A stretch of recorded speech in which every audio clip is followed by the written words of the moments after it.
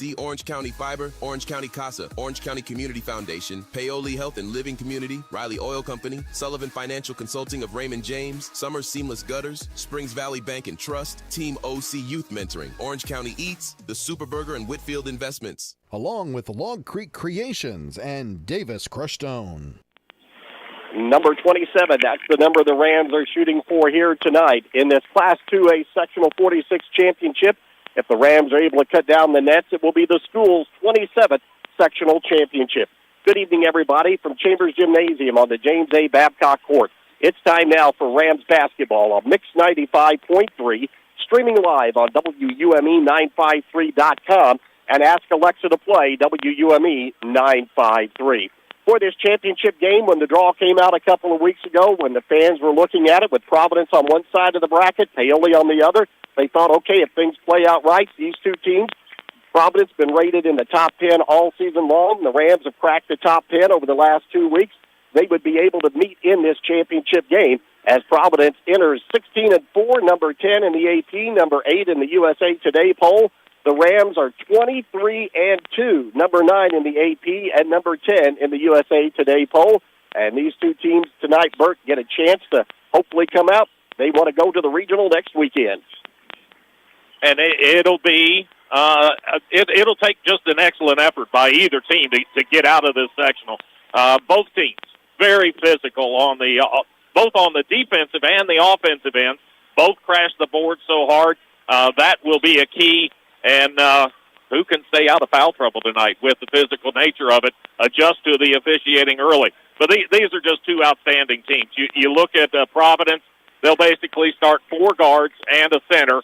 The four guards exceptionally quick, and that could be the biggest problem for Paoli tonight is matching up with that quickness. And Paoli will use some different defenses, that sort of thing, to try and slow them down on the offensive end. And then see if Paoli doesn't come out like usual, put that press on, and try to turn Providence over. It's something that Providence has not faced much of this year, is pressure defense in the full court. Well, the Rams come in. They have won 11 in a row. They would like to make it 12 in a row after tonight. These two teams, well, they've had some series back and forth. All of their games have been in sectional play. In 2014, Providence won 53-43. In 2017, the Pioneers were victorious 65-46. But in the last meeting in 2019, Paoli took the win 64-44, and the Rams hope to add to that total here tonight. Had a chance to talk with head coach Ryan Miller of Providence and Dusty Cole of Paoli as we continue with the Team OC pregame show. Team OC expanding possibilities one child at a time. We'll get their thoughts on this championship night matchup. You're listening to Rams basketball on Mix 95.3. Orange County REMC offers security systems for your home. Home security systems are available to members and non-members and will provide protection from fire, carbon monoxide, and theft.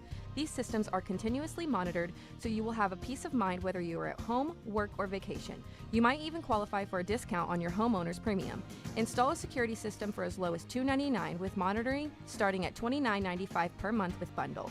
For more information on these home services, call Orange County REMC at 812-865-2229. Your high-end electronics and gadgets are only as good as your internet service provider. Stop the frustration of slow and unreliable internet service with a call to Orange County Fiber. Call Orange County Fiber and check out their brand new fiber packages that include lightning-fast upload and download speeds for households that stream, game, and surf the internet. Call Orange County Fiber and see the difference fiber can make in your daily life or your business operation. Phone OC Fiber at 812-865-2229. Orange County Fiber, bringing high-speed internet to your community. As we continue with the Team OC pregame show, head coach Ryan Miller of Providence joins us now. His team in this championship matchup with the Rams, and we'll talk about that game in just a few minutes. But, Coach, like the Rams, you came into sectional play and had an outstanding season. Yeah, that's right. Both teams have had a great year. That's oftentimes the way it goes. I was talking to Mitchell's coach the other night. They had a wonderful season as well, but how it comes sectional time, a lot of times there's 2 to 3 very worthy teams, and But that's just the nature of the beast, unfortunately, right? Only one team can win it. So, it's been a great season, again, for several of these teams in this sectional.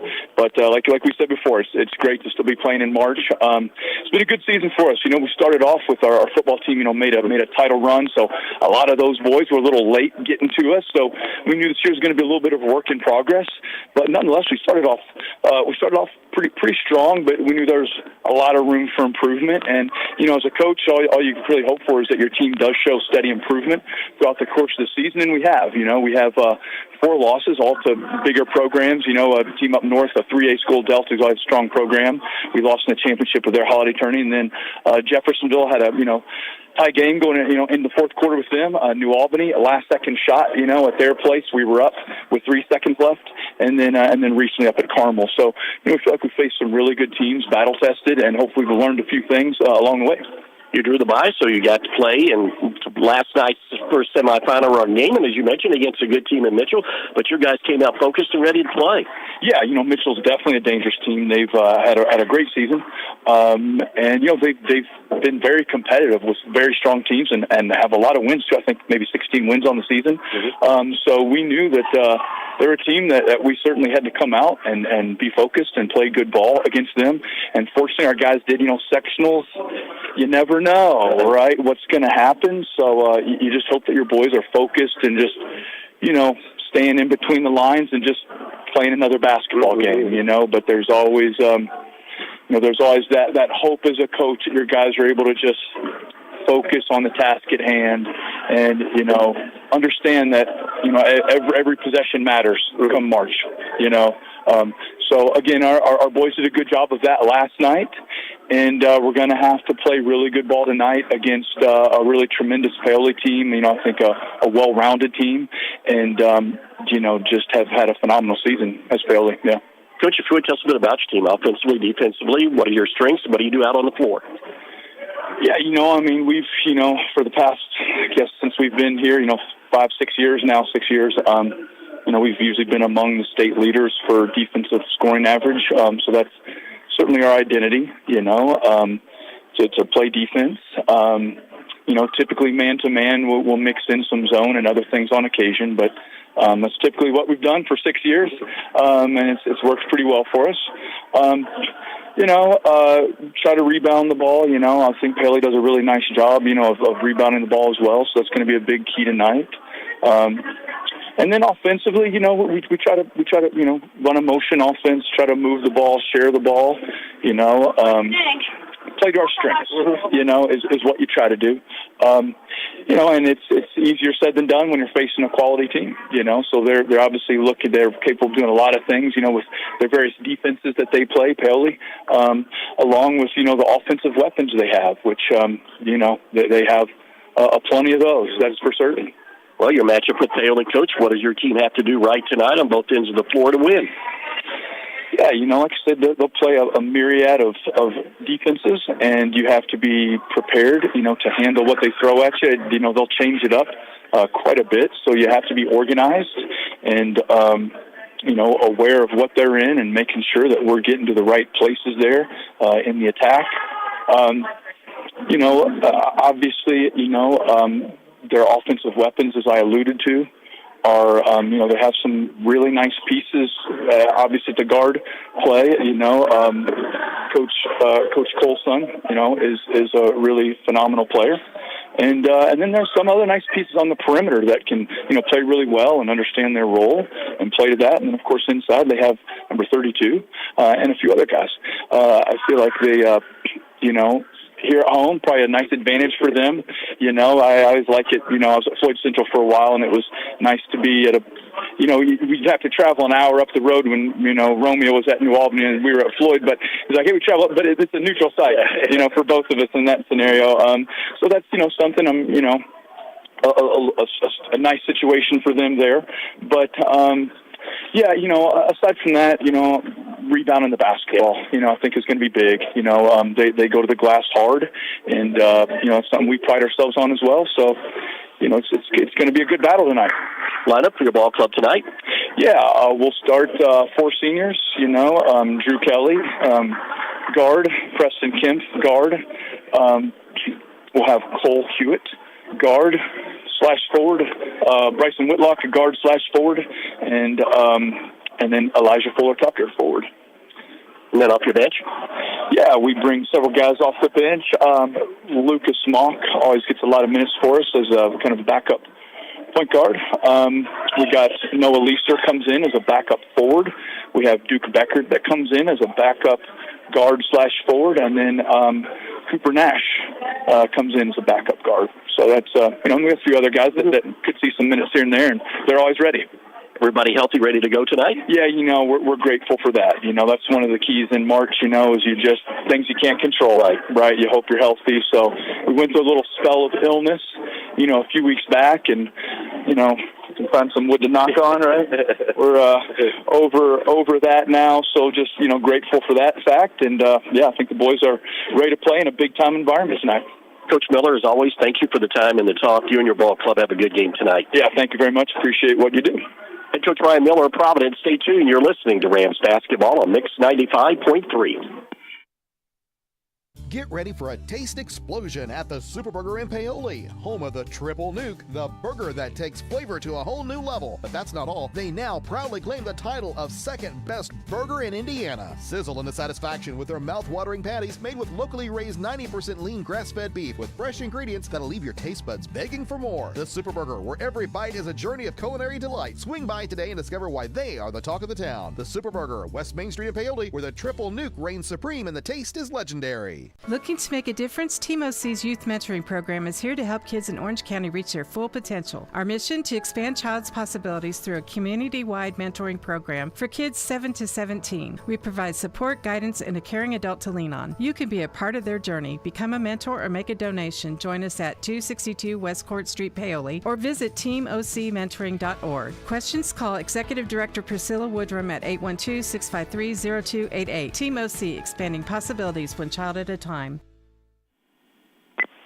As we continue with the Team OC pregame show, head coach Dusty Cole of Paoli joins us now as we get ready for tonight's championship matchup between the Rams and the Providence Pioneers. We'll get into that ball game in just a few minutes. But, Coach, 24 hours ago, came in, got the job done again by defeating Pekin for a second time this season.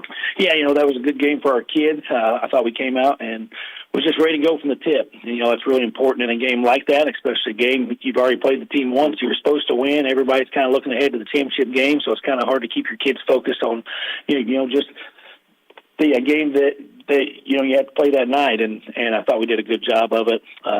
They were pretty focused and ready to go. I felt like we had the intensity we need to have. The kids played hard, and the good news is we got a lot of different kids in, so they all got to get some minutes, which is important, for now and for the future, I think. But we also got to rest some legs a little bit, too, and that could be big here tonight. Coach, able to do what you normally do, able to get the game up tempo a little bit, play good defense, rebound, and get good balanced scoring. We've done a pretty good job of taking away the other team's best players. We got a couple guys that do a good job working at that, but that takes a team effort too. The Bandit kid was coming off a game, he just scored 32, the night before, or 2 nights before, I guess, and we knew that he's a dangerous kid. We've seen him go, for 48, 50 points a couple times, and he can really score it. And we held him to 10. I think we held him to single digits the first time we played, so did a really good job on him. So the defense was good all night. We feel like we've really improved on that end. We've done a nice job of being able to pressure the basketball, but half-court defense has also really improved. Our defensive average down about 42 a game, and keeps kind of creeping down a little bit, and that's good to see this time of year because defense wins championships. Coach, able to come in today to get ready for tonight's matchup. What things did the Rams work on in preparation for this game with Providence tonight? Well, we had a couple of different things. We had a walkthrough this morning. This is kind of one of those games we just want to cover everything twice. If you just come in before the game, you're talking, 30, 40 minutes before the game, and we just want to put everything into the kids' heads. So we had a walkthrough this morning and went through some things offensively and defensively. There's some things we want to try to do. A couple of their sets we want to take away, their favorite things. We got to really watch the pick and roll with Kemp and the big kid in the middle. A lot of their sets end with that pick and roll. They'll get there different ways, but it ends with the same pick and roll, and we've got to do a really good job on it. We got to kind of limit Kemp a little bit.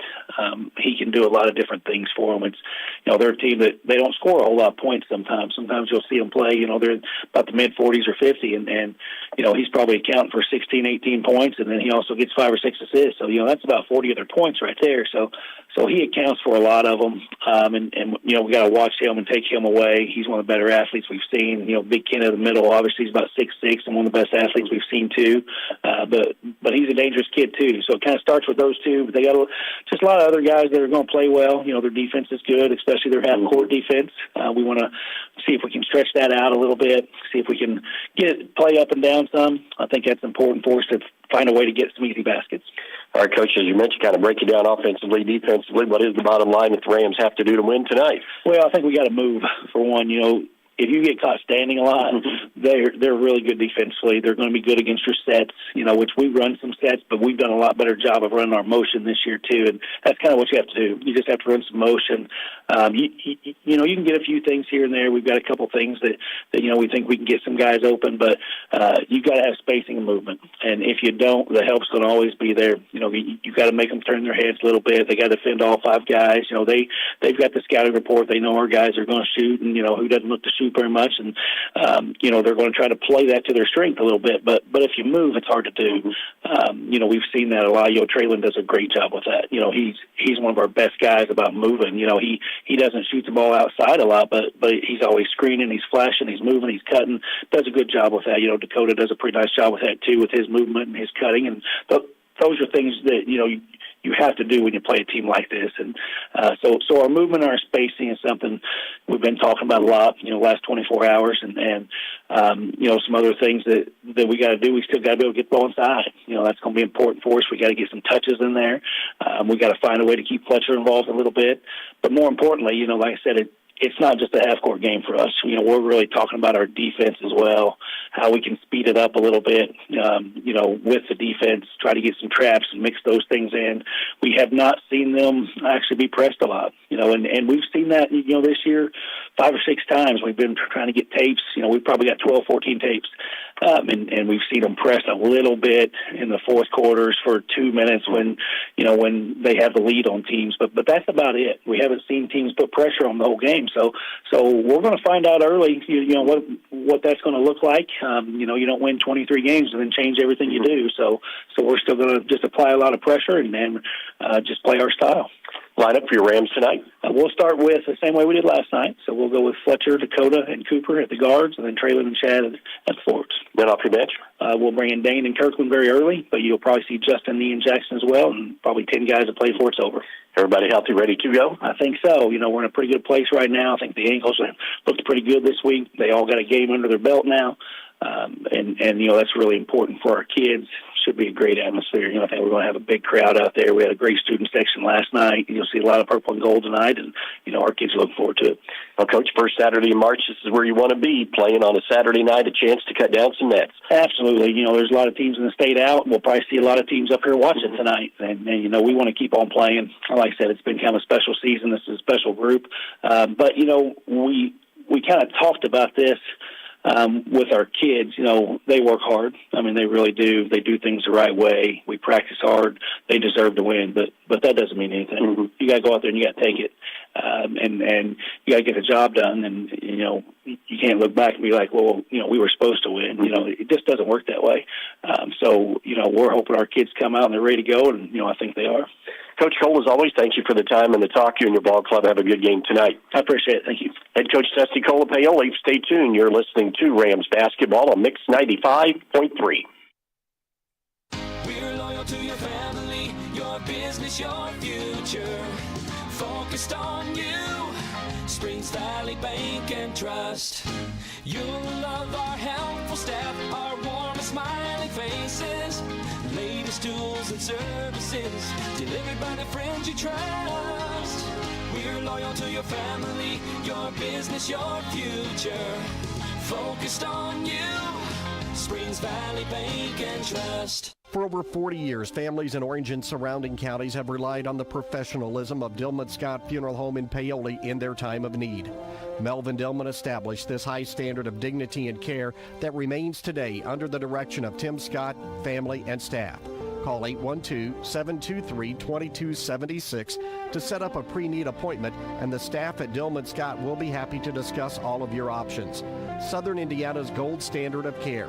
Dillman Scott Funeral Home in Paoli. As we wrap up the Team OC pregame show, Team OC expanding possibilities one child at a time.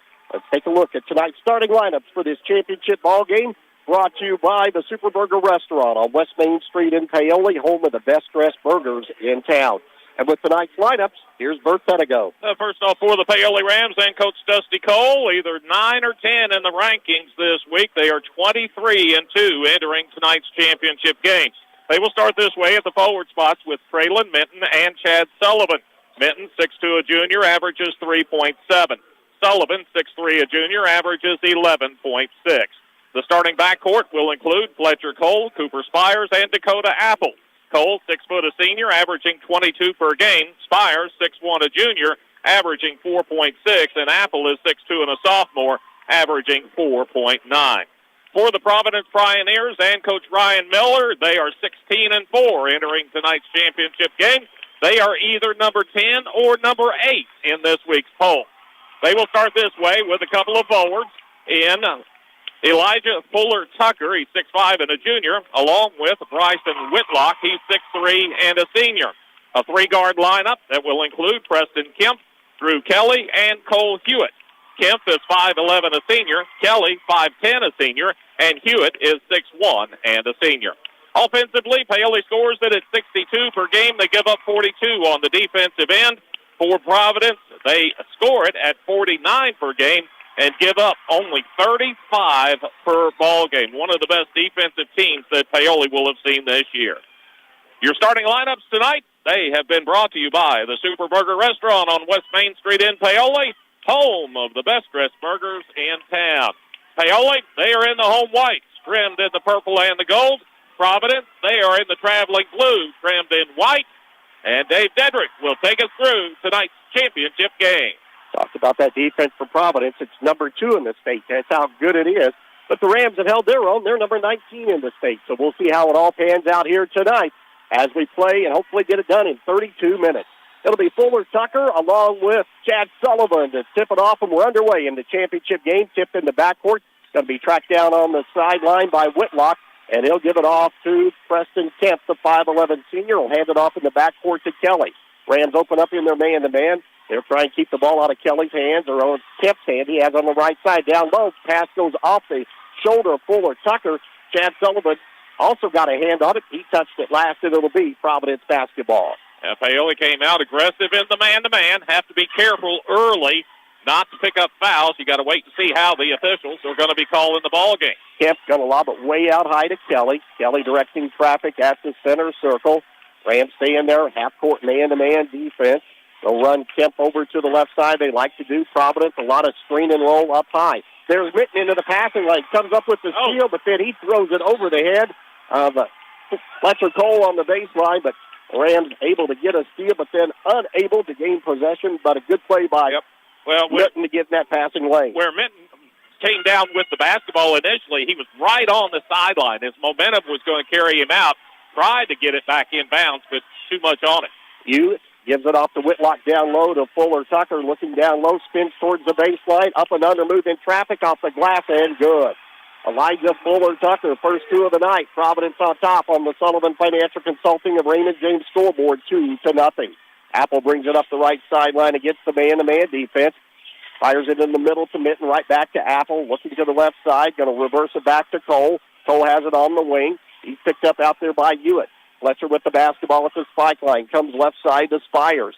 Spires gets the screen out high. They switch. Now they'll go back to their original defenders.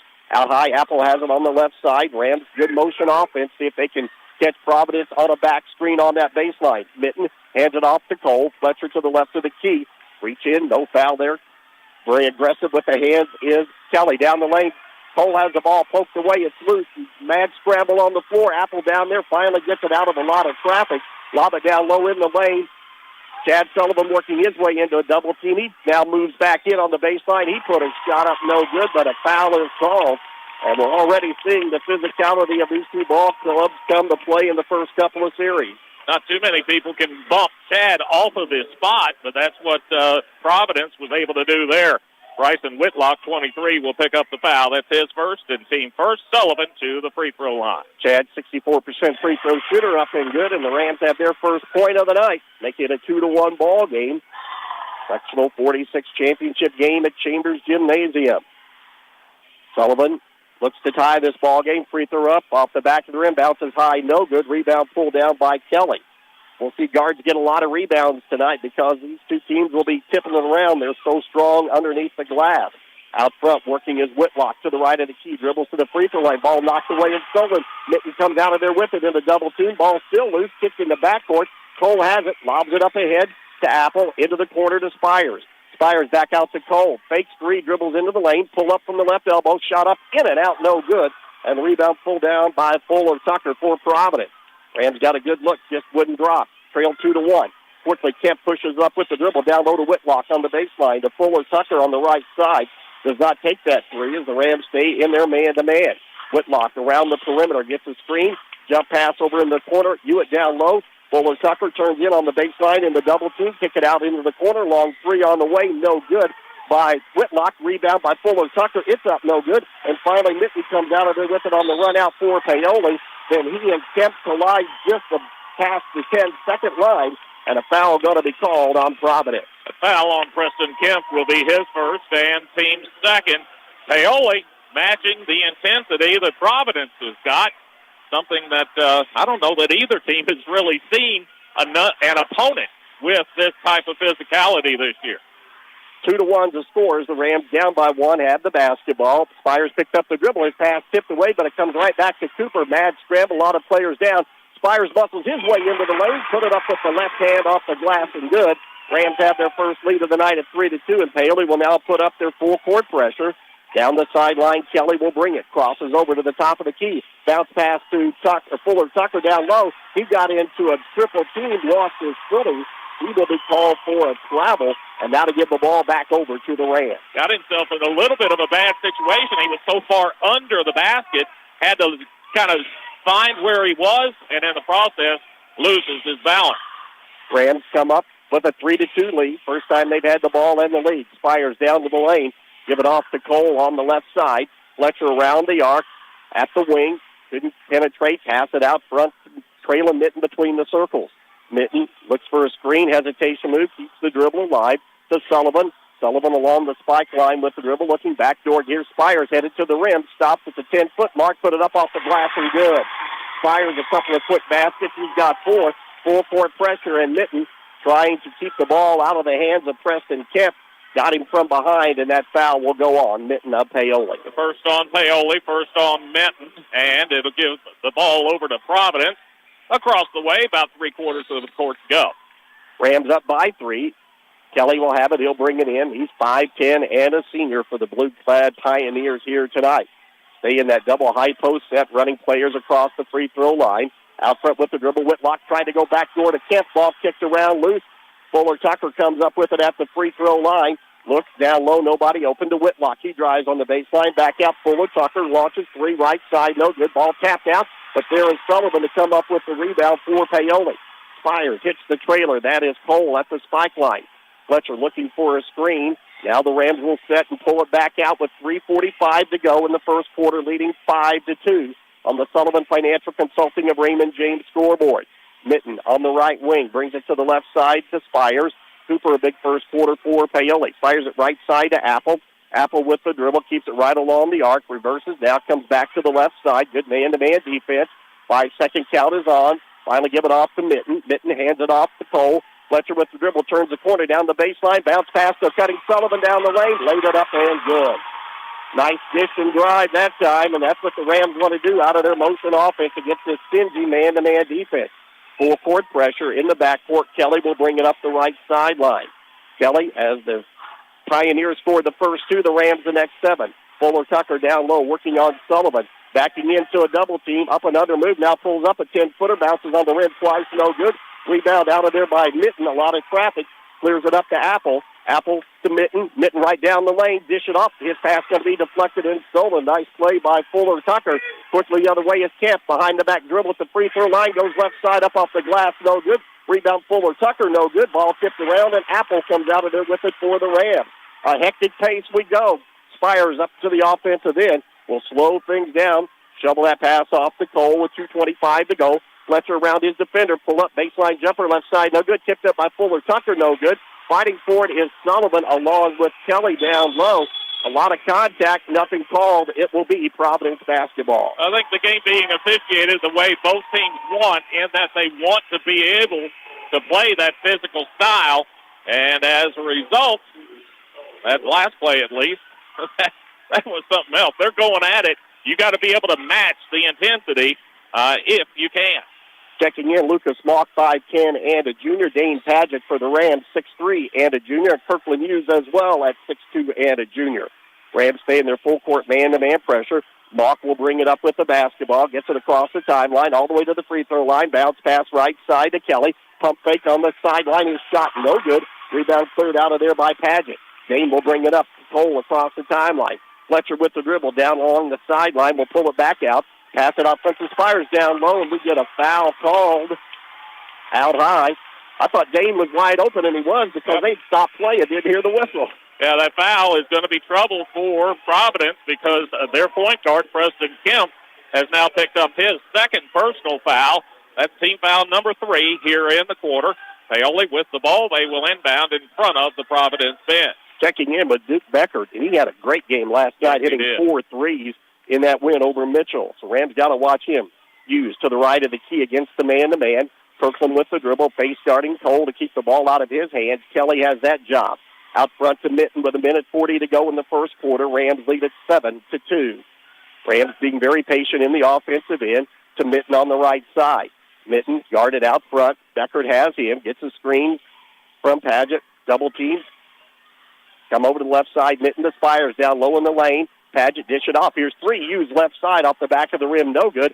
And the rebound cleared out by Beckert for Providence. They give it up in the backcourt. Mock pushes it up. Driving is Whitlock. Pump fake. Shot up and good off the glass on the nice move. Bryson Whitlock's first 2 of the game. Then a dry spell there for Providence. Rams still lead it by 3 with 1:04 to go in the first quarter. Cole to Hughes on the right side. Hughes with the dribble will bring it around the perimeter. Give it off to Mitten. Mitten to the left of the key. Down low, they lob it to Paget. Pump fake in a double team. Muscles it up. Shot good. Counted off the glass. And Dane Paget with an opportunity for a big 3-point play for Paoli. His first 2 of the night. See who they want to put that foul on. Had a couple of defenders down there with him. Wait for it to go up on the board. And it will go on Fuller Tucker. That's going to be his first, and team 4. Dane Paget at the line, coming in. Struggled at the free throw line most of the season, but was pretty good there last night. See if he can continue that trend as well. Free throw is up and off the back of the rim, no good. And the rebound picked up by Beckert for Providence. He'll give it off to Kelly, and Kelly will bring it up with the dribble. Kelly works it out front with Mock. Rams going to drop back as Ian Sullivan's checked into a 2-3 zone for the first time tonight. Keeping an eye on Beckert. He is the, quote, zone buster here, the long-range shooter. Working on the left side. Whitlock pass it out front to Kelly, directing traffic with 29 seconds to go. Long 3 left of the key, short from Beckert. No good. Ball going to go out of bounds, and nobody from Paoli touched it. It'll be Rams basketball. They'll get a final crack at it here before the quarter break. Yeah, just 23 seconds left in the quarter. Paoli will sub in offensively with Cole and Sullivan. They will try to hold for the last shot of the quarter for Providence. Cole Hewitt will re-enter the ball game, and Duke Beckert will go out. A little bit better defensive team in there. Hughes needing some help in the backcourt. Will get it into Apple. He bobbled it, and he stepped on the end line, and the Rams turn it over, and that's a big miscue for Paoli. Yeah, tough turnover to take there when you looks like you're going to be holding for the last shot of the quarter. Paoli will sub in again, get Cole and Sullivan a little extra rest here at the quarter break as both Ian Sullivan and Dane Paget come back in. And Beckert re-enters the lineup for Providence into Fuller Tucker around the perimeter to Kelly. Kelly looking as the Rams almost in a box and one here with Hughes really guarding Beckert. Rams now switch out and go to their straight man-to-man defense down to 10 seconds to go. Kelly along the 10-second line with 7, directing traffic, stack it up at the free throw line, works right side off the screen, dribbling in Whitlock all the way to the rim, put it up off the glass, no good. Tucker forward low with the basket at the horn, went up in one motion, laid it up and good off the glass. and that will give Providence a bit of momentum as they cut the Rams' lead down to 3 at the end of 1 on the Sullivan Financial Consulting of Raymond James scoreboard. Paoli 6, Paoli 9, Providence 6. You're listening to Rams basketball on Mix 95.3. Riley Oil is pleased to announce they are once again pumping gas for their valued customers after the 2023 tornado outbreak at their Paoli location. The Riley family invites you to stop in and fill up with quality Marathon gasoline and diesel. Stop in and check out the facility, grab a cold drink and a Hoosier Lottery ticket. Be sure to visit their other 2 locations in Orleans and Hardinsburg and grab a snack, drink, or something cooked fresh from their grab-and-go hot bar. Riley's Marathon offers after-hours pay at the pump for your convenience. Visit them off the east side of the Paoli Square in Orleans and Hardinsburg. Satisfy your cravings with KFC's world-famous fried chicken. What began from a humble service station in Corbin, Kentucky now includes over 24,000 KFC outlets in more than 145 countries and territories around the world. It's real meals made the hard way. Now you can enjoy their world-famous fried chicken in a variety of ways, from buckets to meal deals, sides, and desserts. Stop by the KFC at 925 North Gospel Street in Paoli. It's finger-licking good. Been a slugfest through the first 8 minutes here in this championship game. The Rams up by 3. Paoli shoots 57% first quarter, 4 out of 7, whereas Providence, 3 of 12, just 25%. Rams get the ball to start the quarter. Fletcher Cole in there along with Traylon Mitten. Fletcher used up the dribble to Spires. Cooper out there along with Dakota Apple and Chad Sullivan, the original starting 5. Here's Fletcher Cole driving in. Scoop shot comes up short. No good as he goes to the floor. Outlet pass to Hewitt. Hewitt 2-on-1 drive, put it up good, counted and a foul as Cole Hewitt got ahead of the pack. He has his first 2 of the night. It'll be a 3-point play opportunity as the Rams foul on that layup, and they'll put Hewitt at the line at 7:37 to go in the first half of play. A foul on Cooper Spires, his first and team first of the quarter. Kelly in there along with Hewitt and Becker. Fuller Tucker and Whitlock, the 5 out there again. Kemp, one of their better players on the bench with 2 fouls. Free throw rims in and out, no good. Ball on the floor. However, coming out of there with it was Dakota Apple. They'll give it up to Cole, and Fletcher will bring it up across the timeline. Late 30 seconds in the second quarter. Cole works a one-on-one out high to Apple. Apple, as Rams run the weave out front, reverses, give it off the Spires between the circles. Put everybody down low on the baseline, loaded up on the right side. Spires clears it out left side. He's going to take it to the rim, put it up off the glass short, no good. And rebound Fuller Tucker right there for Providence.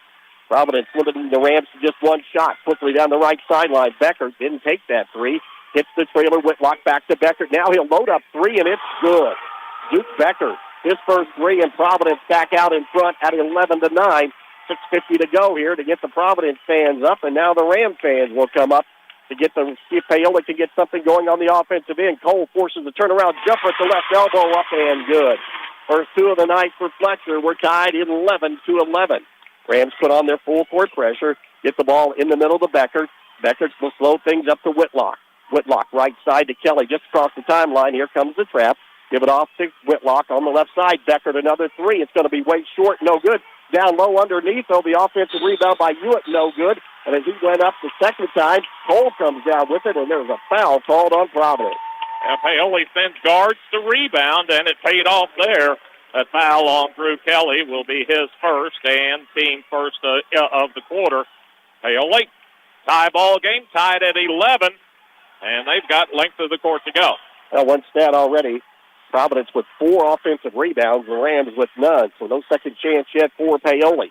Out front, Apple with the basketball. Stops the free throw line. Down the lane, here's Sullivan. A couple of dribbles. Shot blocked out of there by Fuller Tucker. Coming down with it, though, is Spires for the Rams. He'll give it out. Mitten, kick it out left side. Working. Apple thought about taking that 3, but did not. And the Rams will reset against this very tight man-to-man defense for Providence. Here's Fletcher Cole, rising left elbow. Shot short, no good. Rebound by Spires. Rams again will rework it, tied at 11 with 5:45 to go in the first half of play. Spires as the Rams set it up down on the baseline. Cooper with the dribble. Pass it out front to Mitten, left side to Apple. Apple looking down low, gets a screen, stops top of the key. Hesitation move, nearly stumbled, kept his balance though and possession of the basketball to Mitten to the left of the key. Mitten will give it off to Cole at the spike line. Rams again very patient here. A low-scoring game, which is what Providence wants to see. Rams work one-on-one. Here's Cole down the lane, kicking out to Spires, fakes three, steps back now, launches three. It's off the rim, no good. And flying through there to get it the rebound was Drew Kelly. Kelly will bring it up with the dribble. Coach Ryan Miller putting out the stop sign, saying slow it down, take it easy. Rams work into the middle. They get it off. Fuller Tucker against that defense, drives down the lane, put up the shot, no good, tipped around. Fuller Tucker has the rebound, one dribble, put it back up, no good. Another rebound by Becker. Then he has his pocket picked out of there by Cole. Cole working 2-on-1, drive, scoop shot, no good, and a blocking foul going to be called on Providence. And that will put Fletcher Cole to the free throw line. And that foul could be trouble for Providence because Drew Kelly has now picked up his second personal foul. He's the one most responsible for the defense on Cole, and that's team foul number 2 of the quarter. It puts Fletcher Cole to the free throw line. Rams' best free throw shooter on the season, right at 86% free throw, up and good. His third point of the night. Spires will come out. Sullivan will come out as Padgett and Hughes re-enter for Paoli. And checking in will be Preston Kemp with those 2 personal fouls here at the 4:48 mark. And Coach Miller trying to keep his rotation, but got to be careful with those 2 players with the 2 personal fouls as Kelly will come out. So it looks like he may try and rotate them and save them some minutes and keep them out of trouble. They did go 8-9 deep last night, but that's a little bit different situation. Free throw rims in and out, no good. And the rebound pulled down by Providence. That's Hewitt. 13 rebounds already for Providence. Fuller Tucker in the backcourt. Hits the trailer. That is Hewitt giving up out front to Kemp. Kemp working. Behind the back dribble, hesitation move, jump pass over to Beckert, fakes 3, pull up long 2, left side is good, and we get a foul after the ball went through the hoop. It looks like Dane Padgett may be called for this one. This could be a big possession here for Providence with the basket and the hooking foul on Paoli. So Beckert still hot from last night. Rams got to keep on number 11. Yeah, that foul goes on Padgett. That's his first and team second. Inbounds to Fuller Tucker. Lob it out high, left side to Mock, who checked in down low. And there's Padgett stepping in front of Fuller Tucker to come up with the steal. Taylor will come out of there with it. Long lead pass to Mitten down the left side. Hits a driving Dane Padgett, tried to lay it up in one motion. Comes up short, no good. Rebound by Beckert. And once again, Mock will bring it up with the dribble and let the traffic clear. Nearly halfway through this second quarter, Providence up by 1. Rams stay in their half-court man-to-man. Pass deflected, but Beckert able to pick it up. Out front, Kemp with the dribble down the lane, behind the back, pull up, free throw line jumper, rims in and out, no good. Dakota Apple comes flying through there to pick off that rebound. Contact as he came down to the floor, and a foul going to be whistled on Providence. That foul will go on Lucas Mogg, his first, team third. That'll give Paoli the basketball out of bounds. We're going to have a timeout taken by Providence. 3:52 to go in the first half. Paoli down by 1. You're listening to Rams basketball on Mix 95.3. Invest where it matters most, in the people and the potential of Orange County. Over the last decade, through the power of giving, the Orange County Community Foundation has helped thousands achieve their dreams, distributing numerous dollars in scholarships and grants from endowed funds. And we're just getting started. Scholarship applications will open soon, giving Orange County students the chance to unlock new opportunities, realize their full potential, and leave their mark on the world. Plus, be on the lookout for details on our unrestricted grants program, empowering local nonprofits to continue their philanthropic work and address the most pressing needs in our community. In 2024 alone, this grant cycle poured over $85,000 into our community, supporting many programs. Looking to make a lasting difference? Start a fund with us today and create a legacy that grows year after year. Call us at 812-723-4150 because your generosity shapes tomorrow. Together, we're building a better community. One scholarship, one grant, one legacy at a time. Out of the timeout, Rams will have it up, trailing by 1 with 3:45 to go here in the first half of play. Apple goes on the high post right side. Spires looking down low. Spires keeps the dribble alive to Padgett between the circles to Cole. Cole right at the spike line, backs it out to the center circle between the legs dribble. Swing it on the right side. Traylon Mitten looking down low. Give it to Padgett. He turns on the baseline against Leeser. Threw it back in the middle. Fortunately, the Rams come up with it. Ball knocked away by Apple, but back to Spires. Fakes 3. Mitten going to drive in. Pull up 10-footer off the glass. No good, but a foul called. And that will put Traylon Mitten to the free throw line. Good to see Traylon being aggressive there on the baseline, headed to the basket. To be, as much as what Providence is concentrating on taking Cole out of the offense, Paoli's going to have some other players step up. A foul on Leeser is his first and team 4. Mitten on the year, right around 55% from the free throw line, but had a good night at the stripe and from the field last night. First one is up. It's off the back of the rim, no good. Well, the Rams are leaving a couple of points there in a tight game. Yeah, first quarter, Paoli was just 1 of 3 from the free throw line, and in the second quarter, just 1 out of 3 from the free throw line, with Minton getting 1 more here in the second. Fuller Tucker back in along with Cole Hewitt for Providence. And Chad Sullivan re-enters for Paoli. Second one by Traylon, it's up and good. His first point of the night. We're tied 13-13. Rams go to their full court pressure. Face guarding Kemp, trying to keep the ball out of his hands. In the backcourt, Beckert has it. Give it up. Hewitt across the timeline, weaves his way through traffic all the way to the rim. Put it up left hand, no good. Rebound, no. Fuller Tucker, a second time up and good. He just kept at it, and he had the position and the quick jumping ability. He's got 6. Quickly the other way, Spires dump it off to Sullivan in the double team. He spins towards the baseline. His shot got to be rejected out of there by Fuller Tucker, and it'll be Rams basketball. A situation there where Chad's being guarded by 1. Fuller Tucker comes over with the help, and it's always the help that will be able to come up with that block. Whitlock will come back in, and coming out will be Hewitt. Give Providence credit. If they see a pass to the basket, they're not shying away from it. They're going right to the rim. On the baseline, Spires looking to get it in. Screen across, nobody open. Finally, Cole has it. Steps behind the arc. Beckert draws that assignment. He drives the baseline down in front of the rim. Fletcher puts it up and under and good. 5 on the night for Cole. 15-15. Quickly against the press down the left sideline. Malkin as he gets near the 10-second line. There's going to be a foul called, as the Rams will be called for a reach-in a long way out from the basket. And Cole will get this one. That'll be the first on Fletcher, and team foul number 3 against Paoli here in the quarter. Fletcher coming out. I only got 1 foul. Just to get a little rest. That's all you need. Rams stay in their half-court man-to-man. Mock has it at the point for Providence. Mock at the left side to Fuller Tucker. He's had a big first half here tonight. Working on the right side. Whitlock down in spin move. Mock in the lane, put it up off the glass. No good. Rams won it over the back, and Fuller Tucker got a hand on it, and it goes out of bounds. It'll be Rams basketball. Well, you just don't see kids that are able to jump as high or over Chad Sullivan without some sort of contact or a foul, and that's the second time that has happened tonight. Fuller Tucker is 6'5", and he's got some long arms as well. He's just an athletic young man. 15-15. The Rams look to regain the lead here with 2:15 to go in the first half. Spires running the point. Pass over to Mitten. The ball tipped away, and it goes out of bounds. Good defense that time by Hewitt to get a hand on it and deflected out of bounds for the Rams. That'll be turnover number 4. Let's see if Paoli can't get some sort of backdoor type of play going on the wing. As aggressive as Providence is in overplaying that pass, you should be able to draw them out with a fake and then get behind them. Mock running the point out front. Checking in for the first time, Cooper Nash, 6'1", and a sophomore. Whitlock between the circles to Mock. Bring it over to Nash. Nash looks on the baseline. Pulls it out with the dribble. Mock between the circles, goes left side. Whitlock dumps it down to Fuller Tucker. He's in a triple team. Back out to Whitlock. Whitlock down the lane. Ball tipped away from behind. Stolen the other way. Apple in traffic. Give it off to Spires. Cooper drives right side. Shot no good. Ball tipped around. Sullivan comes down with it in the lane. He tried to go up in the lane. Still muscling up. His shot is going to be blocked.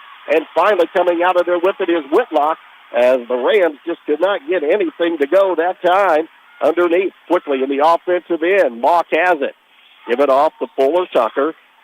Pass it to Nash. Nash to the right of the key with the dribble to Mock. Mock on the left side. Rams stay in their half-court man-to-man with 1:15 to go. Tied 15-15. Fuller Tucker has it on the high post right side. He's in a double team, trying to face the basket. They push him out with the dribble. Into the corner. Long three up and good by Nash. Off the bench, Cooper Nash makes his presence known. 18-15 with a minute remaining here in the first half of play on the Sullivan Financial Consulting of Raymond James scoreboard. Spires working on the right side to use. Kirkland with the basketball against the man-to-man, and the Rams going to take a timeout. 47 seconds to go. Providence up by 3 before intermission. You're listening to Rams basketball on Mix 95.3. Sleep better knowing your home is protected. Imagine rainstorms rolling in, and you at peace knowing your home is protected by the best in the business. Join hundreds of Indiana homeowners who trust Summers Seamless Guttering. Your fully insured local experts in gutter installation, gutter cleaning, and gutter guard protection. Whether it's a new construction or time to replace your old leaky gutters, we have you covered. Our American-made seamless gutters are custom cut on-site, backed by multiple warranties for your peace of mind, installed by local experts who treat your home like their own. Love your home? Protect it properly. Choose Summers Seamless Gutters today and enjoy peace of mind all year round. Contact us now because the best protection starts at the top. Don't let rain damage cost you thousands in repairs. For a free estimate on any gutter service, call 812-620-4762 today. That's 812-620-4762. Summers Seamless Guttering, protecting Hoosier homes one gutter at a time. 47 seconds left in the first half. Paoli down by 3 with the basketball. Paoli took the timeout. Let's see what they've got set coming into play. Rams give it to Spires. Spires works it right side to Cole on the wing. Down to 38 seconds to go. Cole crosses over, dribbles inside the arc, near the baseline, reverses out right along the three-point arc. He gets to the high post, kick it out to Paget. He'll give it up out front to Spires, work it to Apple on the left side. Dakota with the dribble, the swing at left side, nearly knocked away and stolen, but it was deflected in the backcourt. Luckily, the Rams retained possession. Give it off to Paget, working, he hooks, he goes down the baseline, and a double team goes up, and he is fouled on the way up. This will either be on Nash or Fuller Tucker. We'll see how the official wants to call it. Yeah, Fuller Tucker got him with a swipe from behind, and that is the call. That's going to be his second, so he'll have to be careful. That's team foul number 5 of the quarter against Providence. Either way, Paget was going to be going to the free throw line. Dane steps up. His team down by 3, but 14.8 seconds to go. Free throw too hard off the back of the rim, no good. Paoli's just not helping themselves at the free throw line tonight, not cashing in when they get a chance. Rams as a team at 68% from the stripe coming into this game. Checking back in will be Becker. He's a deadly shooter. See if they'll run a play for him to run down the quarter. Also Kemp in there with those 2 fouls. Free throw by Paget up. Second one too hard, no good. And the rebound pulled down by Providence as Whitlock able to get both hands on it. Kemp will bring it up with 8 seconds to go. Rams wanting a moving block, but nothing caught. There's Kemp, jump pass. Beckert fakes 3, comes over, left side, Whitlock, and the ball knocked away and stolen there by Spires. And that and he heaved it up from well behind the 10-second line, but it even went in, but it will not count. And that'll be your first half of play on the Sullivan Financial Consulting of Raymond James scoreboard. Providence on top, 18-15. You're listening to Rams basketball on Mix 95.3. Time rolls on and change happens, but some things remain the same. Banks send their profits to stockholders, and credit unions share profits with members and their local communities. The difference seems simple, but the effect is huge. Since 2021, Hoosier Hills Credit Union has donated over $500,000 to nonprofits, scholarships, athletic programs, and community foundations across central and southern Indiana. We're proud to give back to our local communities. If you'd like to bank local and build our community together, visit HoosierHills.com and join us today. Discover the convenience of Hoosier Hardware, now offering a comprehensive selection of ammunition for all your shooting needs. Located on 1st Street, 1 block from the square, we are your one-stop shop for plumbing, electrical, painting, mobile home parts, water heaters, and general hardware supplies. In addition to our extensive inventory, we fill propane tanks, providing you with a cost-effective solution. Visit us today or call 812-723-2708 to see why Hoosier Hardware stands out for quality and service in the community. A tightly played first half in this Sectional 46 championship game at Chambers Gymnasium. As we begin the Whitfield Investments halftime report, give Whitfield Investments a call today at 812-203-2545 to learn more about how West can help you stay on track with your goals now and in the future. 3 ties, 3 lead changes in this ball game. Providence got the first basket of the ball game at the 7:23 mark on a bucket by Fuller Tucker.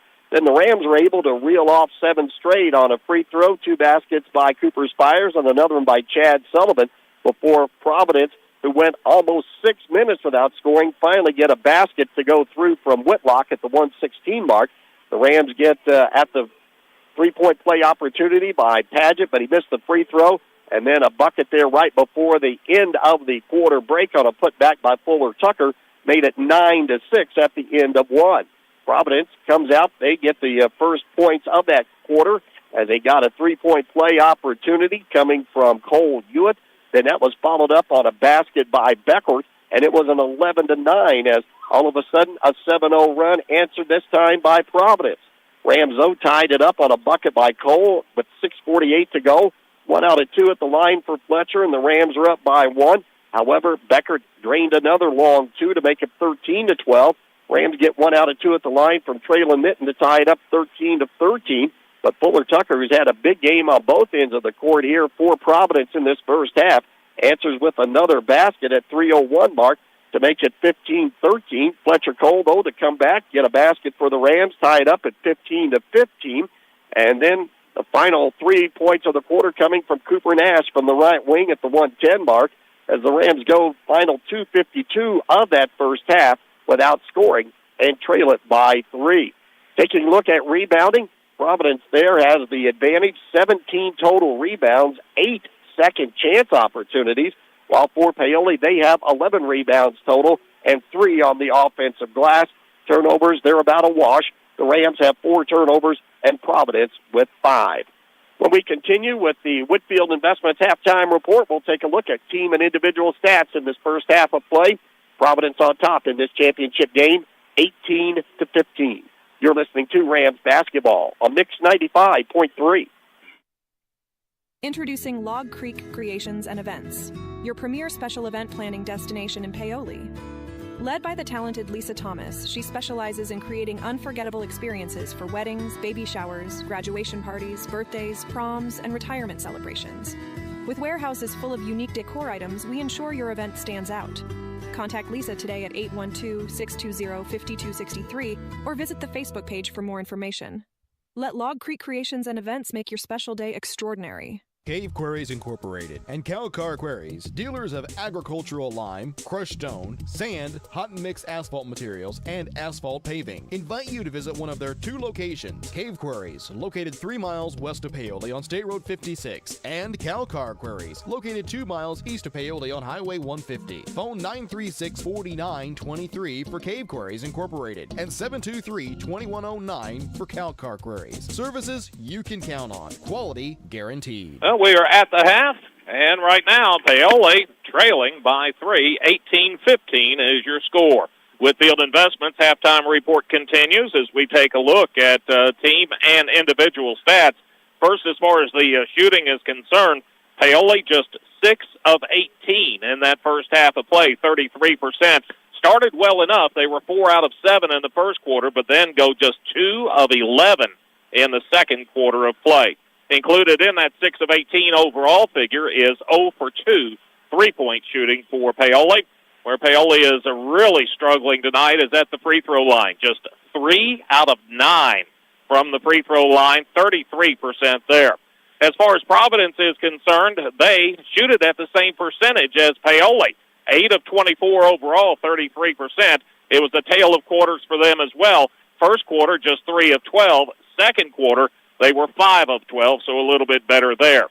Included in that 8 of 24 overall figure is 2 of 5 three-point shooting for Providence, 40% there. Providence, in spite of getting the ball inside a lot, they've only been to the free throw line once so far in the first half, and they were not successful on that one try. 18-15, that's your halftime score. Providence leading Paoli. We'll take a break, and when we come back, we'll be taking a look at some of the individual totals from first half action. You're listening to Rams Basketball on Mix 95.3. Paoli Health and Living is a senior living community that's not like the others. It's rich in history, a community landmark, and a place to call home. Get the care you need and deserve with Paoli Health and Living rehabilitation programs. Be unstoppable and take the guesswork out of therapy with their unique and personalized programs. And for residents needing extra care, the long-term care program is equipped with an expert team of nurses and therapists, dietitians, and dedicated certified nursing assistants. Learn more about the services available to you at Paoli Health and Living. Call 812-723-2595. You can make a difference in the life of abused and neglected children in Orange County. I'm Orange County Circuit Court Judge Steve Owen, and we have a court-appointed special advocate program, or CASA, right here in Orange County, and we need your help. There's no special skills required, and we can train you on the skills that are needed. All you have to do is just call Robin Brown today and tell her that you want to help us help these children feel safe and loved here in Orange County. That's Orange County CASA at 812-653-4889. Well, at the half, Providence, a 3-point lead over Paoli.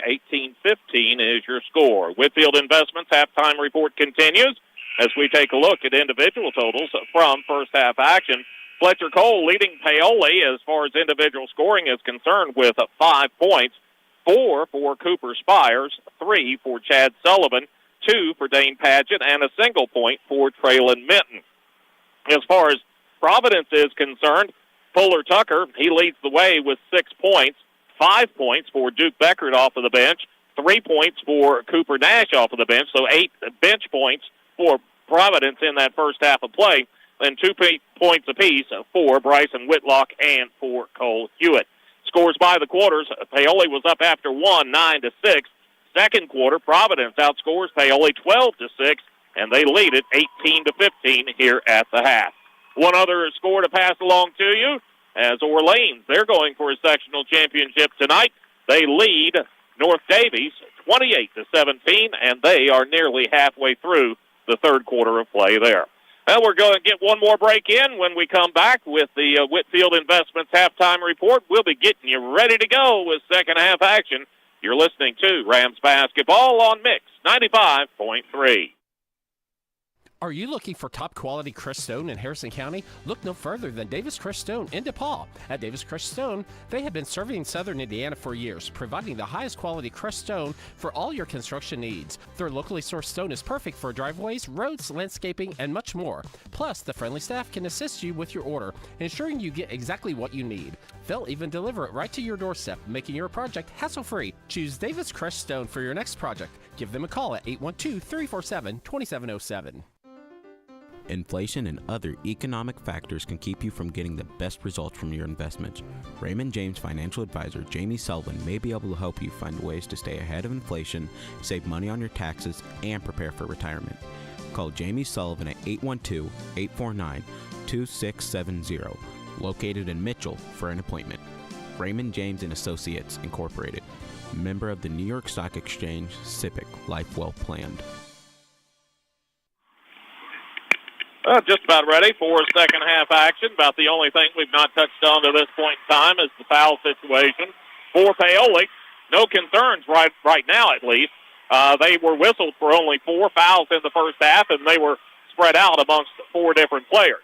Different story for Providence, as 3 of their 5 starters finished the first half with 2 fouls apiece, including their big kid in the middle in Elijah Fuller Tucker.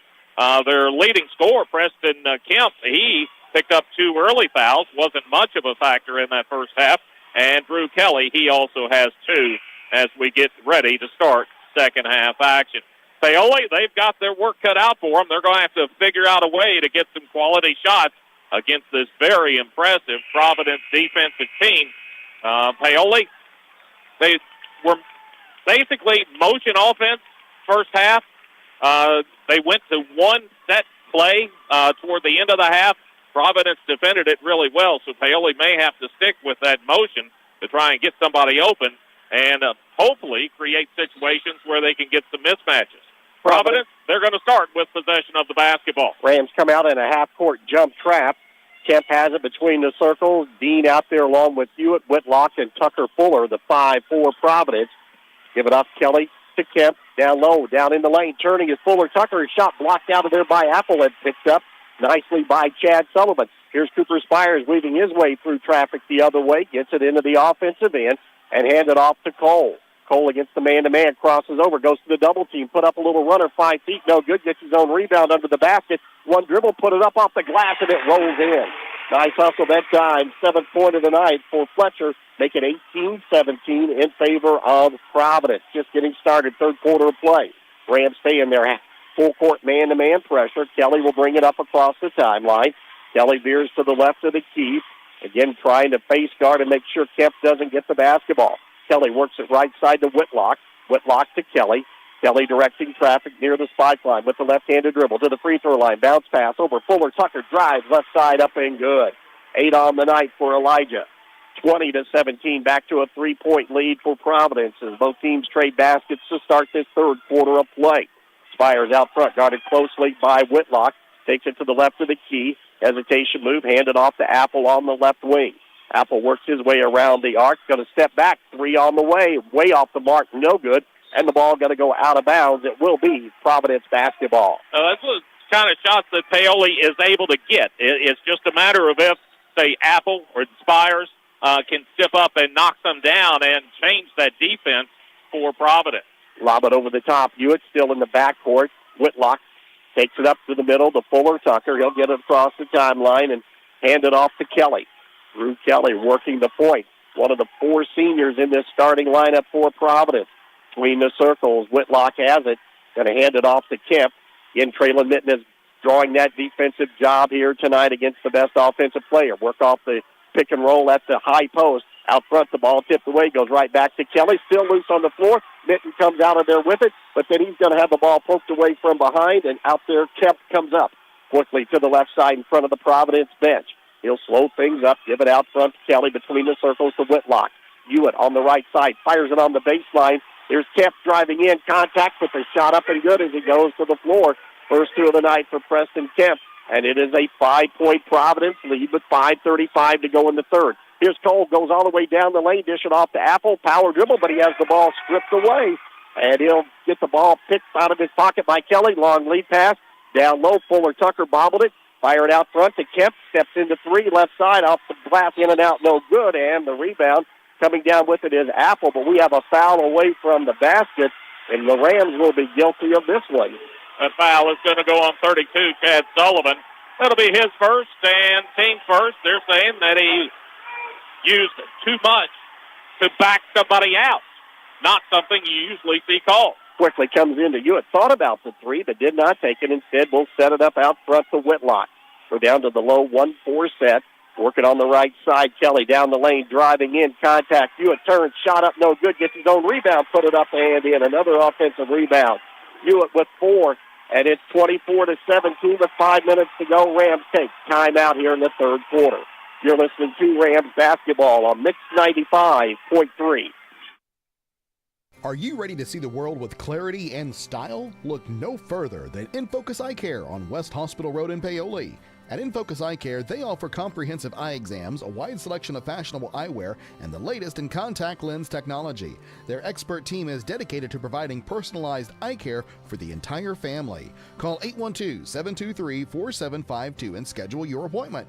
Now, open Monday through Thursday from 8 to 5. InFocus Eye Care, where your vision is their focus. Hi, this is John Bender. Since 1931, Bender Lumber has been providing superior service along with quality, innovative building products at fair, competitive prices. In communities throughout southern Indiana, our locations are the primary supplier to residential builders, professional remodelers, as well as do-it-yourselfers who rely on our knowledgeable sales staff to do whatever it takes to proudly serve them and to get the job done. So here's to the first 90 years of local people serving local needs at Bender Lumber. Well, out of the locker room, Providence, the team with the momentum, they are on a 6-0 run and have bumped that lead up to 7 at 24-17. Critical possession for the Rams here. See if they can answer out of this timeout. Run the weave out front. Here's Spires splitting the double team. Dish it off. Sullivan down the lane. Fadeaway shot, no good. And up high. Nice rebound pulled out of there by Whitlock. Quickly up to Kemp. He gets it across the timeline. And Kemp will pull it out with the dribble. Providence up by 7 with 4:35 to go in the third quarter. Sullivan Financial Consulting of Raymond James scoreboard. Backdoor cut, the ball knocked away and stolen. Good play that time by Mitten to come up with the steal, but it looked like it was going to be an easy 2. Here's Fletcher Cole driving down the lane. There's contact, no foul. The ball goes out of bounds. It'll be Providence basketball. Paoli folks won't be happy with that. A lot of contact as Cole drives in. The contact is what made the ball pop free, and it goes out of bounds. Providence did not touch it, so it goes over to the Pioneers. 4:21 to go in the third. Want to give a shout-out to Evan Seacat down in Florida listening tonight. got to see your dad and brother-in-law, and it was great talking to them. And I know Evan's been listening a lot this year with Fletcher going after that all-time scoring record. Out front, against the press, Whitlock in the backcourt. Hewitt cross-court pass. Kelly on the run down the left side, drives all the way in, lays it up, and good. 2 on the night for Kelly, and a 9-point lead for Providence, their biggest of the game, halfway through the third quarter. Fletcher Cole between the circles, dribbles in, falls to the floor, no foul called. Spires saves the basketball, and he'll give it off out front to Traylon Minton. Rams in a bit of a drought right now, and we get Cole, and finally they're going to call an intentional foul, as guarding him that time was Kelly, and both of them went down to the floor, and it's going to be a foul called on Kelly. Kelly came out there thinking that it was going to go against Cole, but it did not. So that foul on Drew Kelly is going to be his third and team first of the quarter. Providence players just now realizing that it's going to be 2 free throws and the basketball for Paoli. And Fletcher Cole will be at the free throw line. That'll be the third foul on Kelly. First one by Fletcher up and good. Breaks that drought. He's got 8 on the night, 26-18 with 3:50 to go. Third quarter of play. Second one up, and he got them both. And checking in will be Lucas Moss, number 25. And both benches get a warning from the officials, as the Rams will have the basketball. Let's see where they're going to. Well, they're with the when Cole went to the floor, he hit his lip, a little bit of blood on that, and they're going to have to check him to make sure that it's okay. And the official, he's going to say that he may have to come out. Let's see. And he's still going to come over.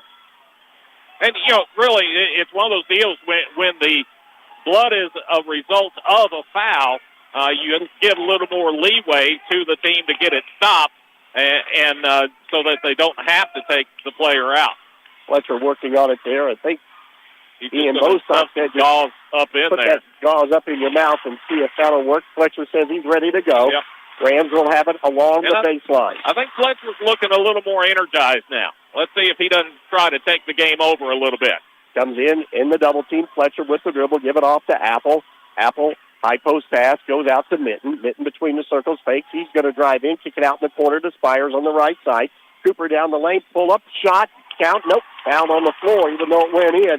Cooper did a nice job, though, of getting some dribble penetration down below the free throw line. That foul on 22 in blue, that's Cole Hewitt. That's going to be his first and team second. Now, after that intentional foul, let's see if the officials start calling this a little bit tighter. Spires looking for cutters in, give it into Paget. Spin move in the lane, now spins back to the baseline, shot up, counted, and a foul. As Fuller Tucker went up and got him with the body. As Dane Paget, an acrobatic shot in traffic, and he'll be at the line. 3-point play opportunity. Could be a 5-point trip here for the Rams on this possession. And that's a big foul on Fuller Tucker. That's going to be his third and team third as well. And they will have to sub in with Leeser to take Fuller Tucker's place. Every bit as tall, but not quite as athletic. Right, he is 6'5" as well, and he is just a sophomore. Paget, free throw is up, and too hard, no good. Rebound tipped around and pulled out of there by Kemp. Kemp brings it up, finally weaves his way across the timeline to the left side. Rams stay in their half-court trap, working on the left side. With it is Whitlock. Whitlock in the double team, pass deflected to Mock, back to Whitlock. Whitlock along the 10-second line, goes in the high post to Hewitt. Hewitt goes over to Kemp. He drives baseline, left side stop, throws it up. It's loose in the air, and Cole will come down there with it on the turnover. Fletcher will bring it up with 3 minutes to go. He gets it to the left of the key, takes it into the lane. Ball poked away and stolen. Providence the other way. Driving in is Kemp. Apple there. Kemp throws it up. Would not go. Foul going to be called, and that'll put Preston Kemp to the free throw line. That foul on Dakota Apple will be his first and team second, but it will send Kemp to the free throw line. With Fuller Tucker on the bench with the foul issues, we'll see if Kemp doesn't try to assert himself more for Providence. Big possession there. The Rams came up empty, trailing by 5. Free throw up and good. Third point of the night for Preston Kemp. one of their leading scorers, but he has battled some foul issues here in this game. A 6-point lead with 2:55 to go in the third. Kirkland Hughes will come in. Traylon Mitten will come out for the Rams to get a quick breather. Kemp, 5'11", and a senior. Shot is up and spun around and stays in. 28-21. Rams will bring it up. Cooper Spires will run the point. Gets it across the timeline with the dribble. Goes to the left side. Looking out front. Nobody open. Used up that dribble. He needs some help. Pass knocked away by Kemp out front. He's going to drive, lay it up. No good. And Apple will be called for a foul. Talked about Kemp maybe taking over the game. He's done it right now with his defense more than anything for Providence. That foul on Apple, that's his second in a hurry. Team foul number 3. 2 free throws to be taken again by Kemp. He was just up there and made both. He's got 4 points right now.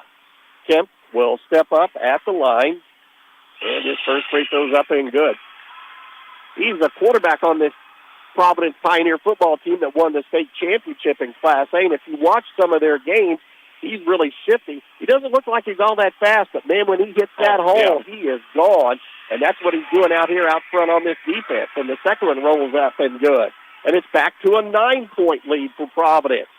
Cole down the left sideline to Apple. Dish it off to Paget. Paget pump fake. Shot up. No good. Foul going to be called on Leeser.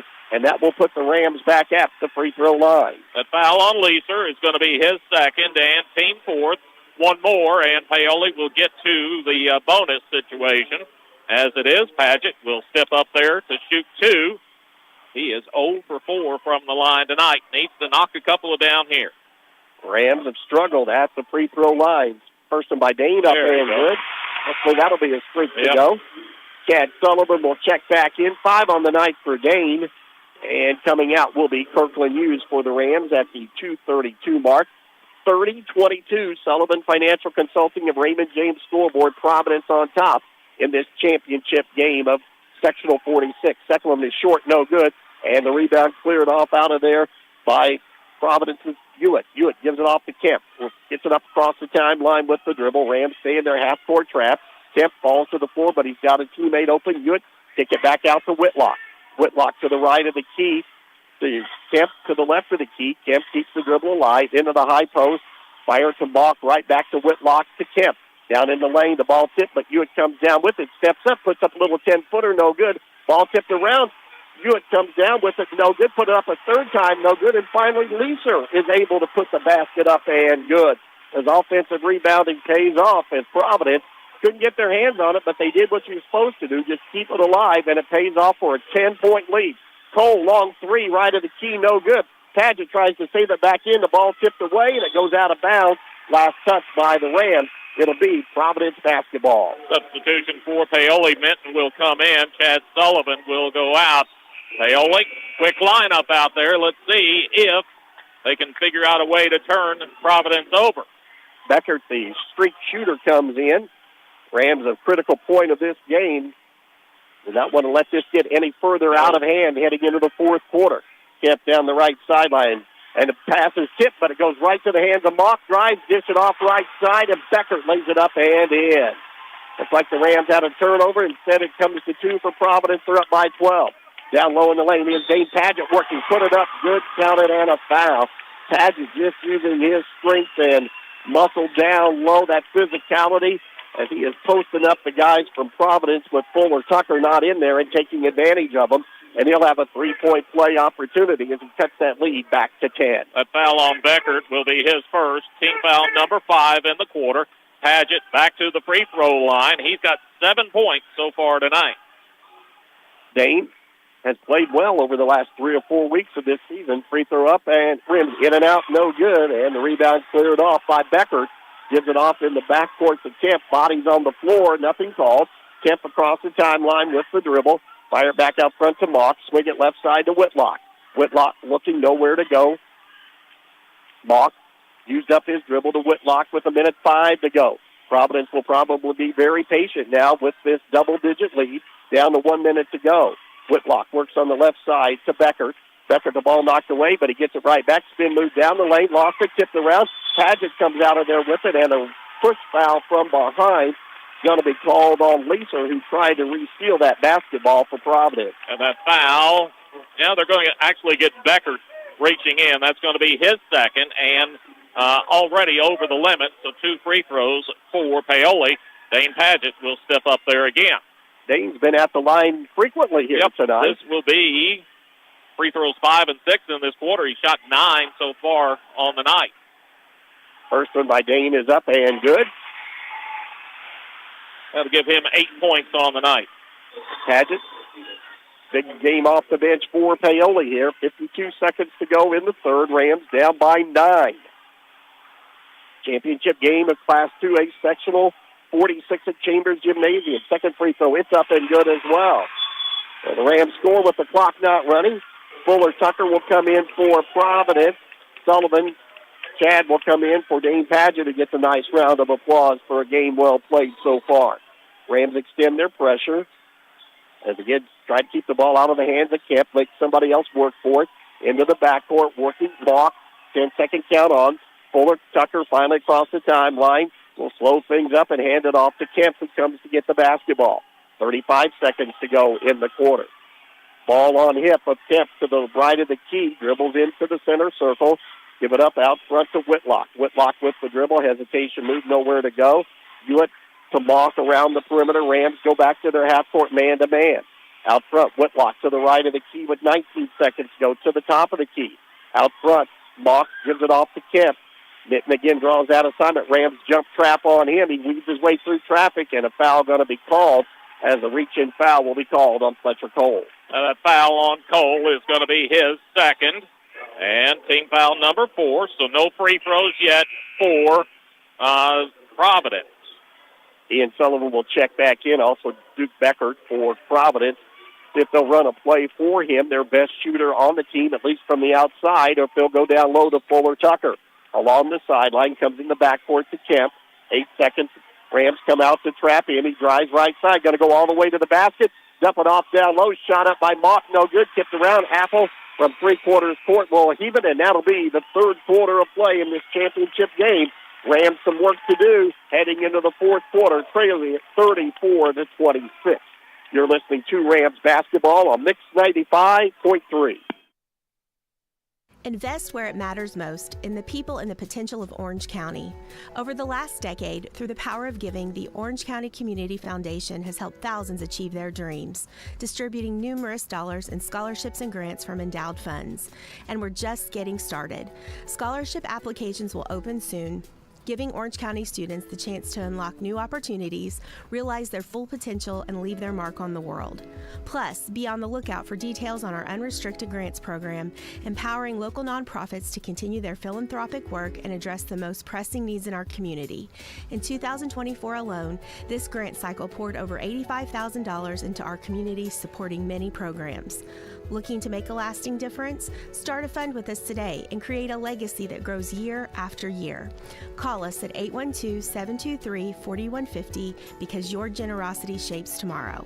Together, we're building a better community. One scholarship, one grant, one legacy at a time. Rams will have to mount a comeback here in this fourth quarter of play in the championship game, trailing at 34-26. Rams will start this quarter with Cooper Spires, Kirkland Hughes, Fletcher Cole, Traylon Mitten, and Chad Sullivan, while for Providence they'll go with Elijah Fuller Tucker, joined out there as well by Preston Kemp, Bryson Whitlock, Hale Hewitt out there, and the fifth man will be Drew Kelly. Rams get it, finally get it into the backcourt to Cole. Fletcher will give it off to Spires, and he'll bring it up across the timeline. Providence stays in that half-court man-to-man defense. Out front, Spires running the point to Hughes. See if the Rams can get him open for some three-point looks. Kirkland veers to the right of the key. Rams overloaded on the left side with their motion. Out high, screen set, Spires left side to Hughes. Hughes guarded there quickly by Kelly. Out front, the pass comes to Traylon Hughes. Rams will run nearly 30 seconds off the clock here to start this quarter. See if they can get finally a shot. Out high to Cole. Works one-on-one. Down the lane he goes. Inside the arc, shovels it back to Hughes. Kirkland steps back, couldn't get the shot off. Out front, give it off to Traylon Mitten. Mitten, the Rams patient to start this quarter, down by 8. Cooper Spires crosses over to the top of the key. He'll hand it off to Mitten to the left of the key, right back to Spires. Post up down on that left side. Here's Fletcher Cole working one-on-one against Mock. Hands it off. Here's Hughes, three-pointer short, no good. Tracks down his own rebound, though, deep in the corner. He has the ball picked away, stolen. Kemp comes out of there with it, 2-on-1. Kemp going to drive in, and Cole will be called for the reach-in foul. That foul on Fletcher Cole will be his third and team first of the quarter.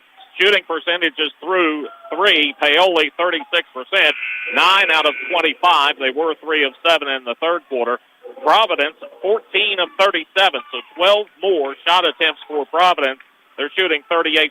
They were 6 of 13 in that third quarter of play. Those extra attempts, the result of that offensive rebounding for Providence. Out high on the left side, Mock just covers it up. Spin, gets into the elbow, fires it to Whitlock on the left side. Whitlock between the circles to Kelly. Kelly along the spike line as the Rams stay in their half-court man-to-man, down by 8. Here's Kemp crossing over down the lane, runner up off the glass, good, counted, and a foul. And Dakota Apple will be called for that one. And Kemp will have a three-point play opportunity as he has 8 points in this ball game. That foul on Apple is his third, team second. Well, the Rams struggling to get into their game as Providence has played at their pace here in this ball game. And they've been able to use just that little bit of edge or quickness that they have at almost every spot here on the floor. 6:33 to go. At the line will be Preston Kemp looking to get into double figures, and he does. Makes it now 37-24, biggest lead of the night for Providence with 6:30 to go. Fletcher Cole brings it up, takes it to the free throw line. Pull-up jumper is up and good. Cole knocks down that one. Gives him 11 on the night, 37-26. Rams have got to get some stops, though. Lob it into Mock. Mock in the backcourt. Give it Kelly. Kelly working on the right side across the timeline to Hewitt to the high post. Fuller Tucker. Fuller Tucker guarded by Dane Padgett out high. Face guarding, give it off to Kemp. Kemp to the left of the key, crosses over, pulls it back out with the dribble, hands it off to Hewitt, and he'll give it off to Mock. Mock between the circles on the dribble, under 6 minutes to go. Mock keeps the dribble alive, hand it off to Kemp. He turns down the lane, scoop shot up, in and out, no good. Batted out of there, picked up by Providence. Mock right back down to Fuller Tucker. His shot no good. And finally, Dane Padgett comes out of there with it for Paoli. Rams get a stop. Can they convert? Apple into the offensive end. Cooper Spires with the dribble. As Padgett went to the floor, looked to the official, and he said, get up and keep playing. Fletcher Cole spin move out high at the free throw line. Ball poked away right to Apple. His elbow jumper right side is good. And timeout going to be taken by the Rams. First 2 of the night for Apple. 5:23 to go. The lead cut down to 7. You're listening to Rams basketball on Mix 95.3. Sleep better knowing your home is protected. Imagine rainstorms rolling in, and you at peace knowing your home is protected by the best in the business. Join hundreds of Indiana homeowners who trust Summer's seamless guttering. Your fully insured local experts in gutter installation, gutter cleaning, and gutter guard protection. Whether it's a new construction or time to replace your old leaky gutters, we have you covered. Our American-made seamless gutters are custom cut on-site, backed by multiple warranties for your peace of mind. Installed by local experts who treat your home like their own. Love your home? Protect it properly. Choose Summer's seamless gutters today and enjoy peace of mind all year round. Contact us now because the best protection starts at the top. Don't let rain damage cost you thousands in repairs. For a free estimate on any gutter service, call 812-620-4762 today. That's 812-620-4762. Summer's Seamless Guttering, protecting Hoosier homes one gutter at a time. 5:23 left in this one. Does Paoli have a run left in them? Trailing 37-30 to Providence. Paoli will extend full court pressure. Into the backcourt. Kelly has it in the double team. Give it off to Hewitt. Hewitt trapped underneath. Fuller Tucker comes back to help. 10-second count is on. Cross the timeline. Whitlock. No, foul going to be called instead of the 10-second count. Yeah, Paoli scored and took the timeout at 5:23. The clock's at 5:13. The ball was still in backcourt. The official calls the foul instead of the 10 seconds. A foul on Minton is his second and team third. Spires will come out. Chad Sullivan re-enters for Paoli. Right in front of the bench is where Bryson Whitlock will toss it in for the blue-clad Providence Pioneers, who lead it by 7 into Kemp.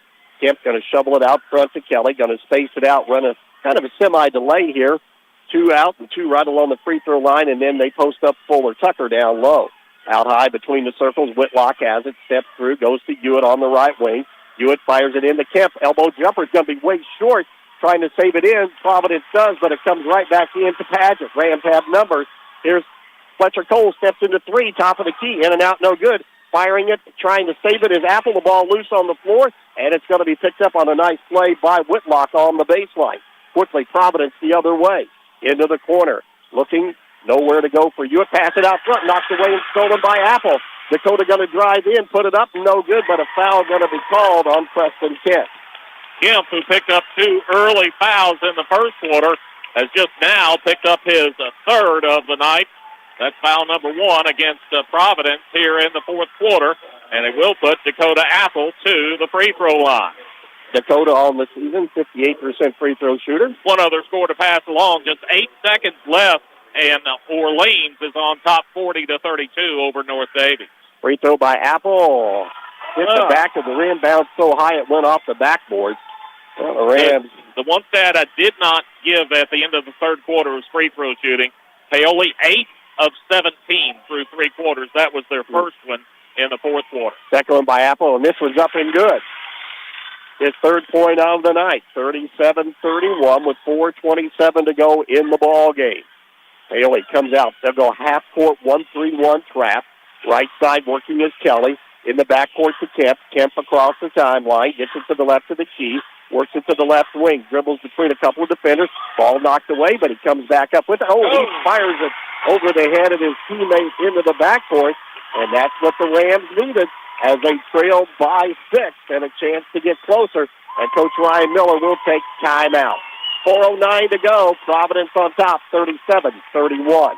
You're listening to Rams basketball on Mix 95.3. Are you looking for top quality crushed stone in Harrison County? Look no further than Davis Crushed Stone in DePaul. At Davis Crushed Stone, they have been serving southern Indiana for years, providing the highest quality crushed stone for all your construction needs. Their locally sourced stone is perfect for driveways, roads, landscaping, and much more. Plus, the friendly staff can assist you with your order, ensuring you get exactly what you need. They'll even deliver it right to your doorstep, making your project hassle-free. Choose Davis Crushed Stone for your next project. Give them a call at 812-347-2707. Inflation and other economic factors can keep you from getting the best results from your investments. Raymond James financial advisor Jamie Sullivan may be able to help you find ways to stay ahead of inflation, save money on your taxes, and prepare for retirement. Call Jamie Sullivan at 812-849-2670, located in Mitchell, for an appointment. Raymond James & Associates, Incorporated. Member of the New York Stock Exchange, SIPC, Life Well Planned. 4:09 left in this one. Paoli back within 6. Got a turnover. They've got the ball back. And we can tell you that at least one Orange County team is advancing to the regional. Orleans over North Davies tonight, 42-34. Let's see if Paoli can make it 2 Orange County teams going to regional. Rams work out of that timeout. Oh, the pass goes off the fingertips. That should be over and back, and it is. And the Rams turn it right back over to Providence. Yeah, you just can't afford things like that. Providence all night, they've been overplaying that passing lane, making it tough. Paoli at some point has to go backdoor on it and make them pay for the overplay. 9 turnovers on the Rams. Out high, Whitlock between the circles. Hewitt fires it over onto Kemp. Kemp looking, gets it in the middle. Bounce pass down low, knocked away, stolen. Can the Rams come up with it? No, Kemp has it. Still loose on the floor, and Kemp somehow comes out of there with it. Traveling all over the place. Oh, my. Goodness. He was walking to the official calling timeout. Basketball. He was not dribbling. He was carrying the basketball. And timeout going to be taken as they grant it for Providence with 3:42 to go. And Providence will retain possession of the basketball. You're listening to Rams basketball on Mix 95.3. Are you ready to see the world with clarity and style? Look no further than In Focus Eye Care on West Hospital Road in Paoli. At InFocus Eye Care, they offer comprehensive eye exams, a wide selection of fashionable eyewear, and the latest in contact lens technology. Their expert team is dedicated to providing personalized eye care for the entire family. Call 812-723-4752 and schedule your appointment. Now, open Monday through Thursday from 8 to 5. InFocus Eye Care, where your vision is their focus. 37-31 your score. Providence, the benefit of a generous timeout given by the officials. They maintain possession. Kemp under the basket, looking to get it in. 5-second count is on. Going to lob it out. Finally, Fuller Tucker able to pull it down on the sideline. Rams in their straight man-to-man defense with 3:35 to go, down by 6. Work it out front. Whitlock with the basketball to Kelly. Kelly down to the free throw line. Pass deflected, goes right into Hewitt. His shot up, no good, but a foul going to be called. This will be an over the back on Fuller Tucker from Providence. And that's going to be a big one against Providence because their big man has now picked up his 4th personal foul. Team foul number 2 here in the quarter, so no free throws to be taken by Paoli. Cooper Spires comes in. Dane Padgett will come out for Paoli. Down by 6. Again, though, opportunities. The Rams have to be very efficient on the offensive end. Apple will bring it up across the timeline, gets it into the offensive set to Cole. Cole to the right of the key, into the double team, will work it out.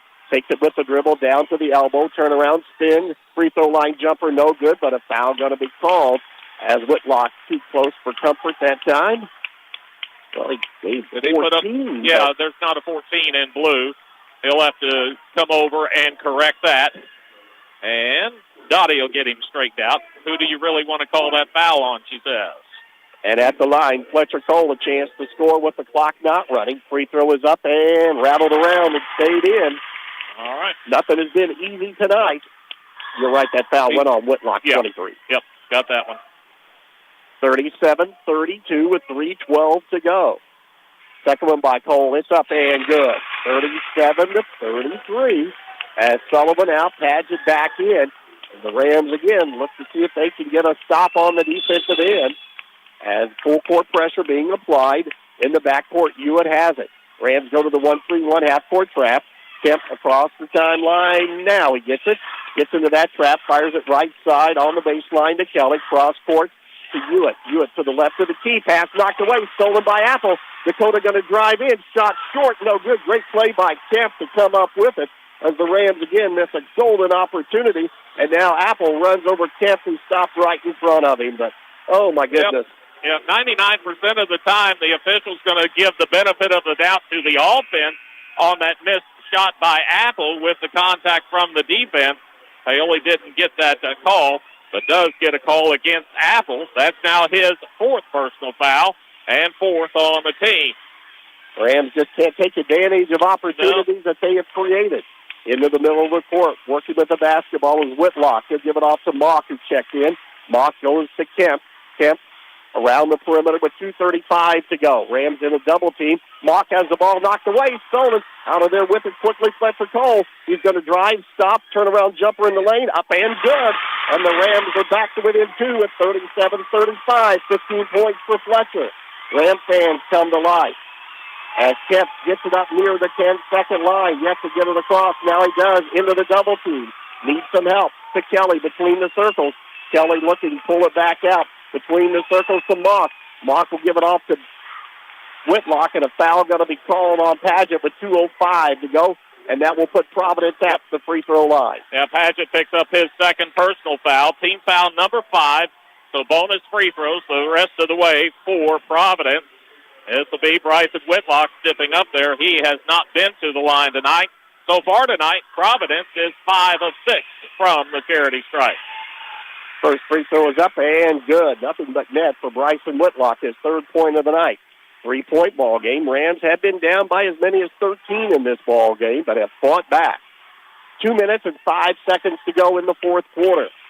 Whitlock, one of the 4 starting seniors, 2nd free throw. He got them both. Lead back up to 4. Now the Rams have to answer. Fletcher Cole will bring it across the timeline. Fletcher works to the right of the key. Rams settle up. Here's a long 3, but it's going to be way short, but a foul going to be called as getting into the shooter was Bryson Whitlock. That foul on Whitlock will be his third, team fourth. So one more, and Paoli will get to the free throw line for the bonus. As it is, Fletcher Cole will be up there. He will have 3 free throws. Rams' best free throw shooter will be there. As now in the backcourt, it looks like Kemp may be cramping up a bit. I don't know, but yeah, he's limping badly. Free throw up and good by Fletcher Cole. That's the first of 3, makes it 39-36 with 1:55 to go. Checking in will be Cole Hewitt. And if Kemp can't go anymore. A cramp, I don't think, is. Well, yeah, they're going to try and work it out on him. Second free throw up and good. Rams are back to within 2. Still 1:55 to go as we get the substitution there. And Fletcher Cole trying to make it a 3-for-3 trip here. Second one is up. It's good as well, and the Rams are back to within 1 with 1:55 to go in this championship game. Full court pressure in the backcourt. Mock has it down the left sideline. Mock gets it up to the spike line, shovels it back to Whitlock to Mock. Mock across the timeline, weaves his way through traffic, now picks up that dribble, needs some help. To Whitlock to the left of the key. Whitlock back to Mock. Mock to Whitlock on the left side, gets it inside the arc, pass it out front to Mock. Fakes, he dribbles to the free throw line, jump pass to Kelly. Fire it back out front to Whitlock again to reset it with 1:30 to go. Into the high post, Mock down the lane, shot up, no good, but a foul is called as Mock took it right to the rim and challenged Dane Padgett, and Padgett will be whistled for the personal. A foul on Padgett will be his third. Free throws to be taken by Providence, and that will be Lucas Mock to step up there. He's not scored yet tonight. 5'10" and a junior off the bench. Free throw is up and rims in and out, no good. Still a 1-point ball game with 1:26 to go. As we see Preston Kemp, he will be re-entering the lineup for the shooter, Lucas Mock. That is if Mock makes it. Second free throw is up. It rattles around and it stays home. And Kemp will come in and Mock will come out.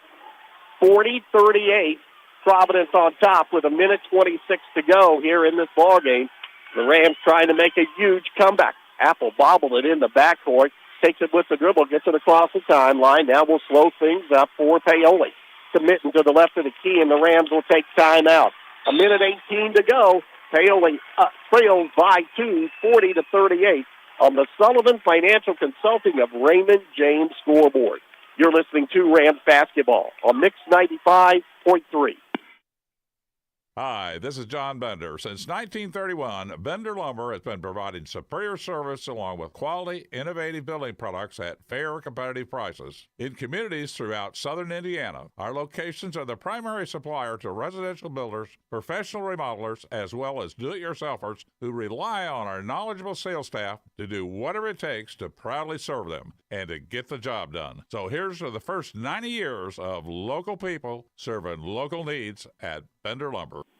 Well, situation is this: 1:18 to go in the ball game. Your score: Providence 40, Paoli 38. Paoli has the basketball. They took the timeout. They trailed by as many as 13 points in this ball game and are making the comeback. Now it's a matter of if they can finish the comeback. Rams take that timeout. Let's see what they draw up out of this timeout. A 2 will tie. The 3 would give them the lead, something the Rams haven't had since way back in the first half of play. Yeah, last lead was at 12-11 with 4:48 to go in the first half. Hey, a little bit of delay here. They had some debris on the court across the way. Got that cleaned up. Now we're ready to go. Mitten will trigger it into Apple in the backcourt. Apple will bring it up across the timeline. Of course, Providence stays in that man-to-man left side. Cole has it, gets around his defender, drives in, up and under, move, shot off the heel of the rim. It's good. We're tied 40-40 with 1:05 to go in the ball game. He's got 17. Rams stay in their 1-3-1 half-court trap. Kemp across the timeline with the dribble. Kemp keeps it alive with 55 seconds to go. Between the circles, working with Whitlock to Kemp. Kemp dribbles to the top of the key, reverses, pulls it out, circles around to the left side, shovels it over to Whitlock. Whitlock near the 10-second line with 43 seconds to go. High post pass to Fuller Tucker. Leads it to the left of the key, way out. Going down Providence probably going to hold for one here if they can. Tie ball game with 33 seconds to go. Out front between the circles, Whitlock has it. Ram fans cheering on their defense. Give it up out front to Hewitt. To Kelly. To Hewitt on the right side with 23 seconds to go. 40-40 is our score. Fourth quarter play winding down the final 18 seconds. Whitlock to the left of the key. Pulls it out to the top of the key. Right side to Kelly with 12. To Kemp, and timeout going to be taken with 10.1 seconds to go. The championship on the line. Providence in possession of the basketball and 10 seconds remaining in regulation. You're listening to Rams basketball on Mix 95.3. In need of a financial checkup? Consider Whitfield Investments for comprehensive investment advice and wealth management services. As a passionate Paoli native, Wes Whitfield places the needs of his clients first as he works to grow a stronger, financially savvy community of investors, families, and individuals. Give Whitfield Investments a call today at 812-203-2545 to learn more about how Wes can help you stay on track with your goals, both now and in the future. 10.1 seconds to go, and this has been just as good as hoped. You came in knowing that the John Harrell side had a prediction of a one-point ball game, and right now it's a no-point ball game. 10 seconds to go, and we are tied at 40. Providence, they whittled away the about 50 seconds with possession, got it down to where they were ready to call a timeout. Now they've taken the timeout. They will inbound right in front of their bench. Paoli, they have had that big lineup in there for the most part and have been in a 1-3-1 half-court trapping defense. Let's see if they will switch it up and go to something else. Ball will be right at the end of the Providence bench near the 10-second line. And Coach Dusty Cole will take a timeout after seeing the set up for Providence. So a game right now that's going back and forth between the coaches. I believe the Rams will have one more timeout left here in this ball game. Again, 10.1 to go, 40-40. And if you're Providence, you're thinking Preston Kemp and Elijah Fuller-Tucker. They should be options 1A and 1B. Fuller-Tucker had a big first half, but the Rams have done a nice job of keeping him in check in this second half of play. But Kemp, he's just been a thorn in the side of the Rams all night long. He has been. And you know, it's the kid, he's just a winner. He's an athlete. Yeah. Quarterback on a state championship football team, and he has been the thorn in the side, let's say, of the Paoli boys tonight. Traylon Minton, he's had the defensive job for the most part tonight on him and has done an excellent job. Kemp came in, he was averaging, 13, 14 points, something like that. He's only got 9 so far, and let's hope that he stays at 9 for a little bit longer. Again, throwing it in will be Whitlock right by the bench of his teammate. Whitlock along the left sideline, give it up to Kemp. Kemp veers to the right of the key with 7. Down the lane he goes. Pull up, elbow jumper off the back of the rim. No good. Tucker Fuller goes up, gets the rebound, and he is fouled, and he will go to the free throw line with 2.8 seconds to go. But that offensive rebounding by Providence has been a big difference in this ball game, and it might prove to be the final difference here tonight. All right, Fuller-Tucker has not been to the line yet tonight. He had a big first half, 6 of his 8 points in the first half, but has been relatively quiet since he picked up his 4th personal foul. 6'5", and a junior, the only underclassman in the starting lineup for Providence throughout the season and in this championship game. 40-40, but 2.8 seconds to go. It doesn't matter. They're over the limit. They're going to shoot 2. Yep. Substitutions will come in. Cole Hewitt along with Drew Kelly get the best defense in there for Providence in the final 2.8. Tied at 40. Fuller-Tucker at the free throw line for Providence. All fans on their feet. Free throw up and good. Calm, cool, and collected, knocking that one down. So Fuller-Tucker able to knock it down with 2.8 seconds to go in a tie ball game to give his team the lead at 41-40. The second one is on the way by the junior. It's too hard, no good. Ball loose on the floor. Cole's going to get it. He's going to have to heave it up from beyond half court, and it's off the backboard, and that's your ball game. Probably the best thing that he could do was miss it, keep the Rams from setting something up. And the magical season for the Rams comes to a close here tonight. But they go down fighting here in this championship game, down by as many as 13 points, able to tie up this ball game in the final minute. But 1 out of 2 at the free throw line by Elijah Fuller-Tucker of Providence gives Providence the sectional championship victory here tonight. Your final on the Sullivan Financial Consulting of Raymond James scoreboard. It is Providence 41, Paoli 40. You're listening to Rams basketball on Mix 95.3.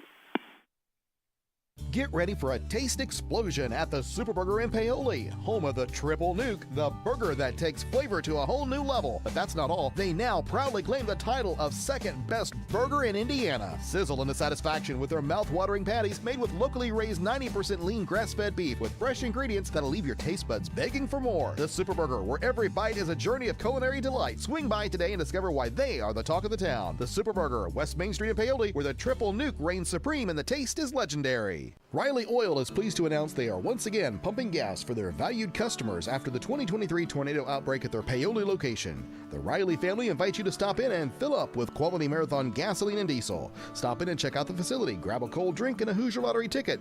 Be sure to visit their other 2 locations in Orleans and Hardinsburg and grab a snack, drink, or something cooked fresh from their grab-and-go hot bar. Riley's Marathon offers after-hours pay at the pump for your convenience. Visit them off the east side of the Paoli Square in Orleans and Hardinsburg. On a battle right down to the wire in this sectional championship game as we begin the Team OC East post-game show. OC East delivering happiness right to your door. We'll see you soon as Providence celebrates their 11th sectional championship in school history. But they had to fight for this one on the road, knocking down the Paoli Rams, a 23-win team. The final again, 41-40. As Providence is celebrating at center court here at Chambers Gymnasium as the Paoli Ram fans dejected as they leave the gym here tonight, but proud of their team as they fought back and made this game down to the final couple of possessions. And talking with a lot of people before the ball game, they said if this game gets down to a possession or two late, they gave the edge over to Providence because of the closer games that they had been involved with throughout the season. And that proved to be true here tonight as Elijah Fuller-Tucker, with just 2.8 seconds to go, hit 1 out of 2 at the free throw line, made the first, missed the second. Cole tracked it down deep on the left corner. He turned up court. He had to heave it from almost the volleyball spike line on the opposite end, and it hit the backboard, and that as close as it was. And that brought this hotly contested championship game to a close and a finish tonight, with Providence victorious 41-40. A game that saw 3 ties and 3 lead changes in the first half of play and 1 tie in that second half of play. But it was Providence able to pull out the win and the championship here tonight over Paoli, 41-40. The game was tight throughout the first half of play.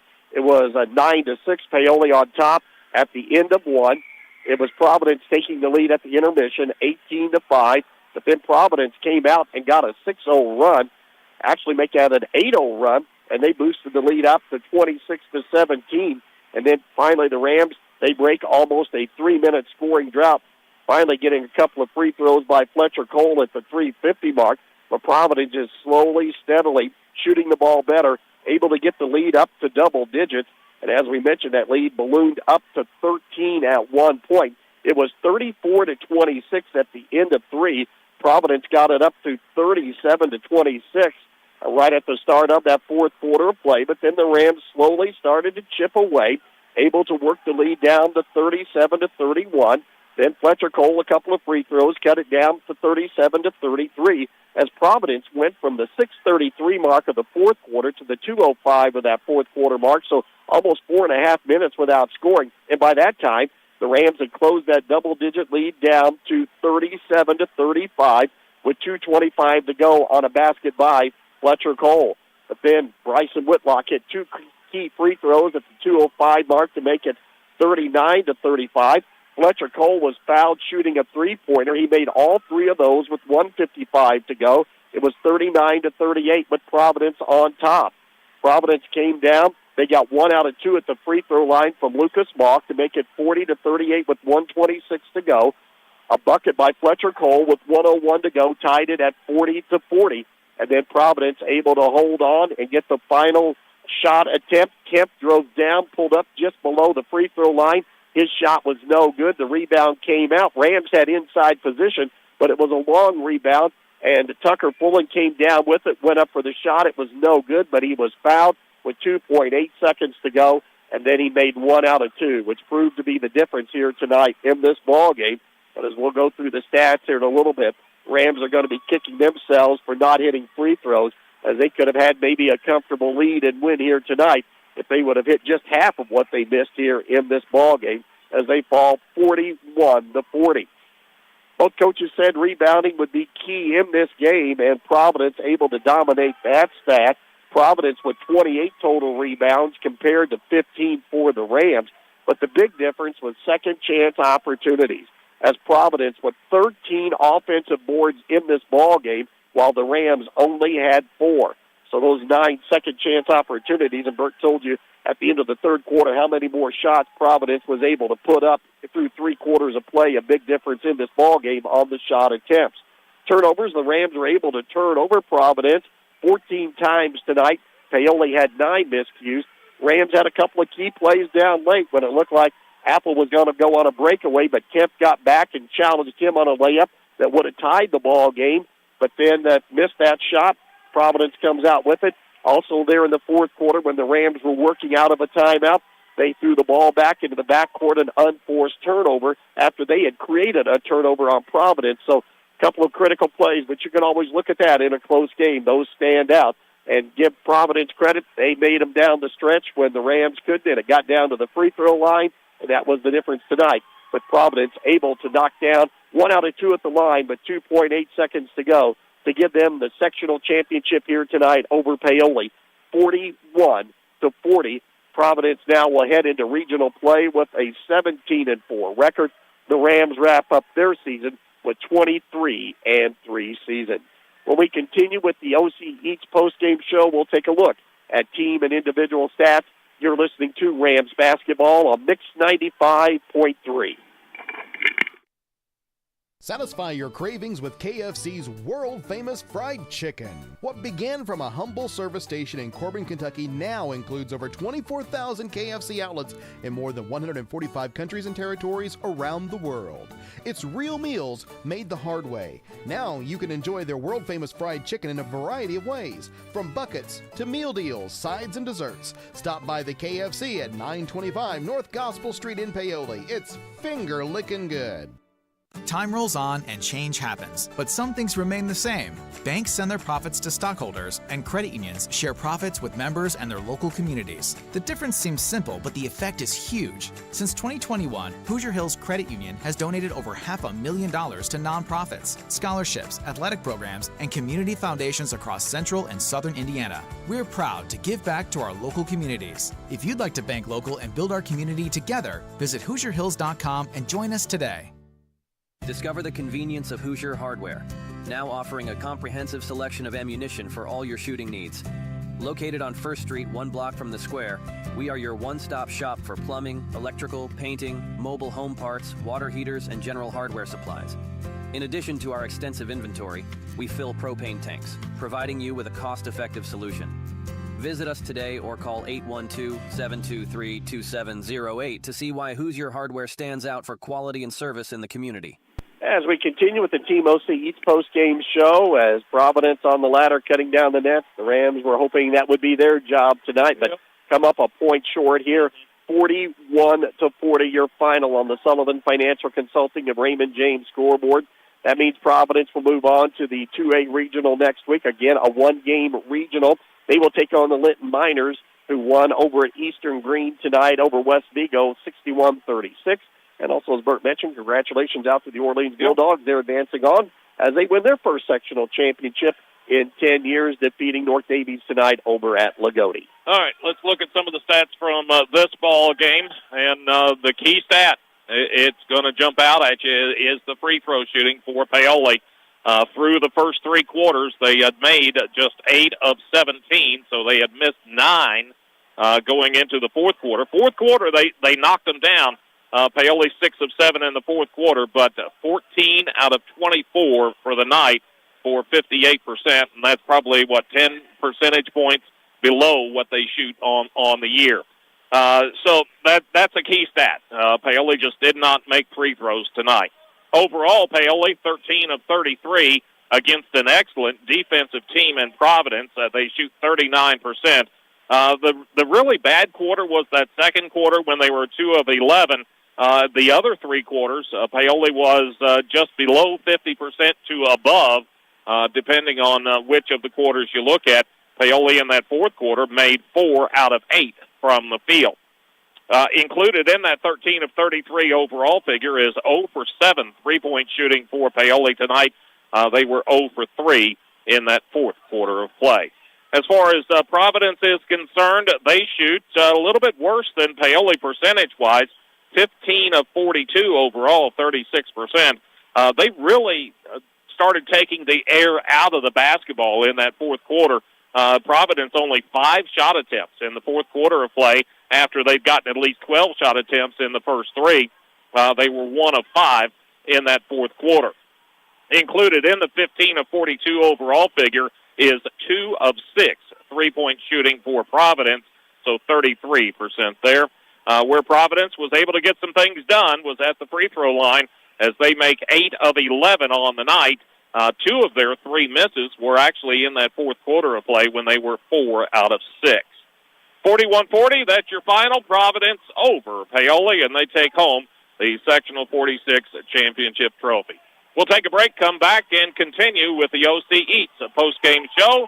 You're listening to Rams Basketball on Mix 95.3. Introducing Log Creek Creations and Events, your premier special event planning destination in Paoli. Led by the talented Lisa Thomas, she specializes in creating unforgettable experiences for weddings, baby showers, graduation parties, birthdays, proms, and retirement celebrations. With warehouses full of unique decor items, we ensure your event stands out. Contact Lisa today at 812-620-5263 or visit the Facebook page for more information.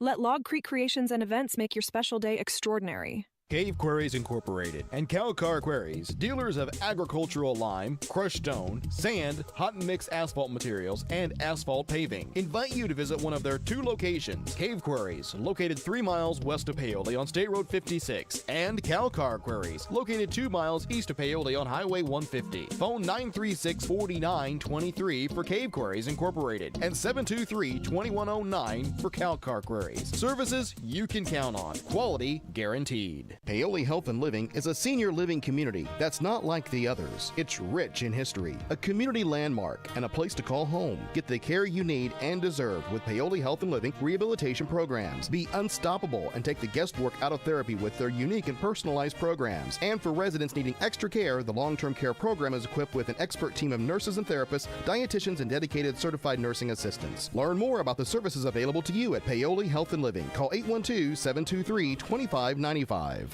Well, the OC Eats postgame show continues as we take a look at individual scoring in tonight's ball game, which it turned out to be a Providence 41-40 win over Paoli. Fletcher Cole, he leads the way for Paoli as he has basically for the last 4 years. He finished with 20 points on the night, and he saved the best for last as he had 15 of his points, including 11 in that fourth quarter of play. So he was the only player in double figures tonight for either of the 2 ball clubs. Paoli gets an excellent game tonight out of Dane Padgett off of the bench. He finished with 9 points. Then 4 points for Cooper Spires. Cooper, he got Paoli off to a good start with those points all in the first quarter of play. 3 points apiece for Dakota Apple and for Chad Sullivan, and a single point for Traylon Minton. As far as Providence is concerned, very balanced scoring, and we knew that you would get that out of that ball club. They have 2 players lead the way with 9 points. Elijah Fuller-Tucker, he finished with 9, including that 1 point with 2 seconds to go that gave him a total of 9 and also gave Providence that lead. And Preston Kemp, he finished with 9 points after he was held scoreless in the first half of play. The rest of the way, 7 points for Duke Beckert. He came in that second quarter and gave Providence a huge lift with 5 of his 7 in that quarter of play. Then 4 points apiece for Bryson Whitlock and for Cole Hewitt. 3 points for Cooper Nash. He made a big 3 in that second quarter as well. 2 points apiece for Drew Kelly and for Noah Leeser, and a single point for Lucas Mock. Scores by the quarters. Paoli was up after 1. The score was 9-6. Second quarter, that was the big quarter for Providence as they outscored Paoli 12-6. That made it an 18-15 ball game at half in favor of Providence. Third quarter, another big quarter for Providence as they outscored Paoli 16-11. Your score after 3 was 34-26 in favor of Providence. Fourth quarter, Paoli made their run. They outscored Providence 14-7 and wound up 1 point short on the scoreboard. 41-40 was your final. We'll take another break and continue with the OC Eats postgame show in a minute. You're listening to Rams Basketball on Mix 95.3. You can make a difference in the life of abused and neglected children in Orange County. I'm Orange County Circuit Court Judge Steve Owen, and we have a court-appointed special advocate program, or CASA, right here in Orange County, and we need your help. There's no special skills required, and we can train you on the skills that are needed. All you have to do is just call Robin Brown today and tell her that you want to help us help these children feel safe and loved here in Orange County. That's Orange County CASA at 812-653-4889. Are you looking for top-quality crushed stone in Harrison County? Look no further than Davis Crushed Stone in DePaul. At Davis Crushed Stone, they have been serving southern Indiana for years, providing the highest quality crushed stone for all your construction needs. Their locally sourced stone is perfect for driveways, roads, landscaping, and much more. Plus, the friendly staff can assist you with your order, ensuring you get exactly what you need. They'll even deliver it right to your doorstep, making your project hassle-free. Choose Davis Crushed Stone for your next project. Give them a call at 812-347-2707. Are you looking for top-quality crushed stone in Harrison County? Look no further than Davis Crushed Stone in DePaul. At Davis Crushed Stone, they have been serving southern Indiana for years, providing the highest quality crushed stone for all your construction needs. Their locally sourced stone is perfect for driveways, roads, landscaping, and much more. Plus, the friendly staff can assist you with your order, ensuring you get exactly what you need. They'll even deliver it right to your doorstep, making your project hassle-free. Choose Davis Crushed Stone for your next project. Give them a call at 812-347-2707. As we continue with the Team OC Eats delivering happiness right to your door. We'll see you soon. Rams fall here by 1, a heartbreaking loss in this championship game, but we knew it could possibly be down to this tight of a finish. And for Providence, they were able to hold it there for the final 61 seconds, get that final shot that wouldn't fall. But what proved to be the difference here tonight was offensive rebounding, and that proved to be the key for Providence as they were able to get that offensive rebound on the missed shot as the man that had been a thorn in the Rams' side all night long, Elijah Fuller-Tucker, the 6'5 junior, was able to get that offensive rebound. He put it back up. It did not go in, but he was fouled with 2.5 seconds to go, and he made 1 out of 2 at the line. Rams tracked down the rebound, but never really got a good look from three-quarters court by Fletcher Cole. Hit the backboard, and that was it, and that brings the season to a close as the Rams fall here tonight at Chambers Gymnasium in this Class 2A Sectional 46 championship game, 41-40. The Rams, they close out this season with their 4 seniors, but they have a lot to be proud of with that conference championship. They won 23 games, which is just 1 short of the school record for a season, but they tie it up with the second most there, 23, and you look back over this, a ball club, for the 4 seniors in their 4 years, of course, they did win a sectional in their freshman year down at Tell City over Eastern. Then they come up short here the last 3 years, but their overall record over 4 years for this group, 75-25.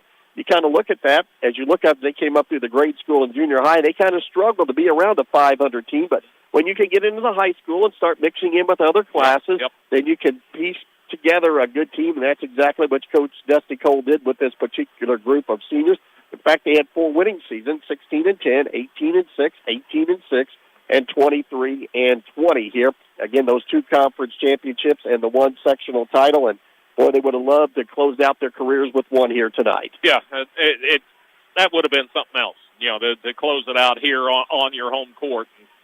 Just not to be. And half the teams tonight that are playing, they're going to go home unhappy, and do have some more scores to pass along. We've got 3 of the 4 Southern 2A results over in Southwestern. South Ripley over Southwestern, 75-60. South Ripley, they're a really good ball club. Yeah, they are. At the Providence win here, up at Eastern Green, Linton over West Vigo, 61-36 was your final there.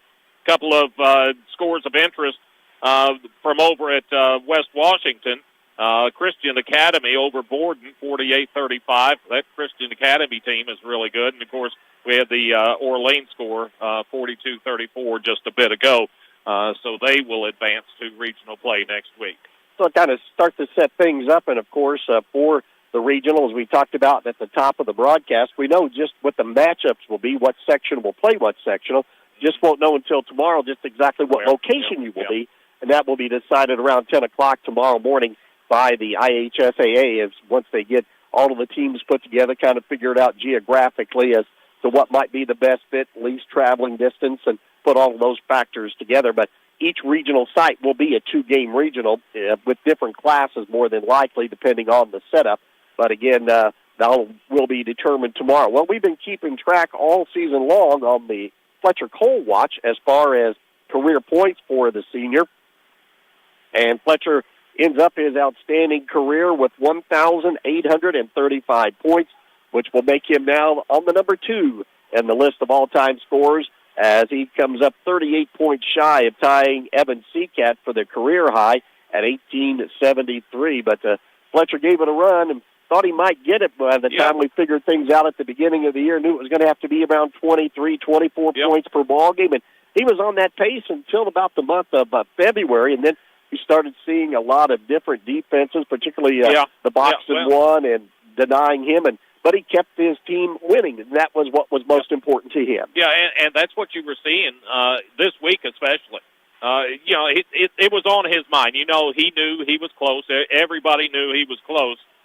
But when it came down to games that you needed to win, he was more than willing to pass the basketball and find a teammate that was close to the basket or just wide open, giving up opportunities that he might have had to score some individually or on his own. But just a class act. Fletcher, we've watched him for years and years and years, even before he started playing at the varsity level. He was one of those kids after the ball games when they would get out there with the basketball. He was showing off his moves when he was like 7 or 8 years old.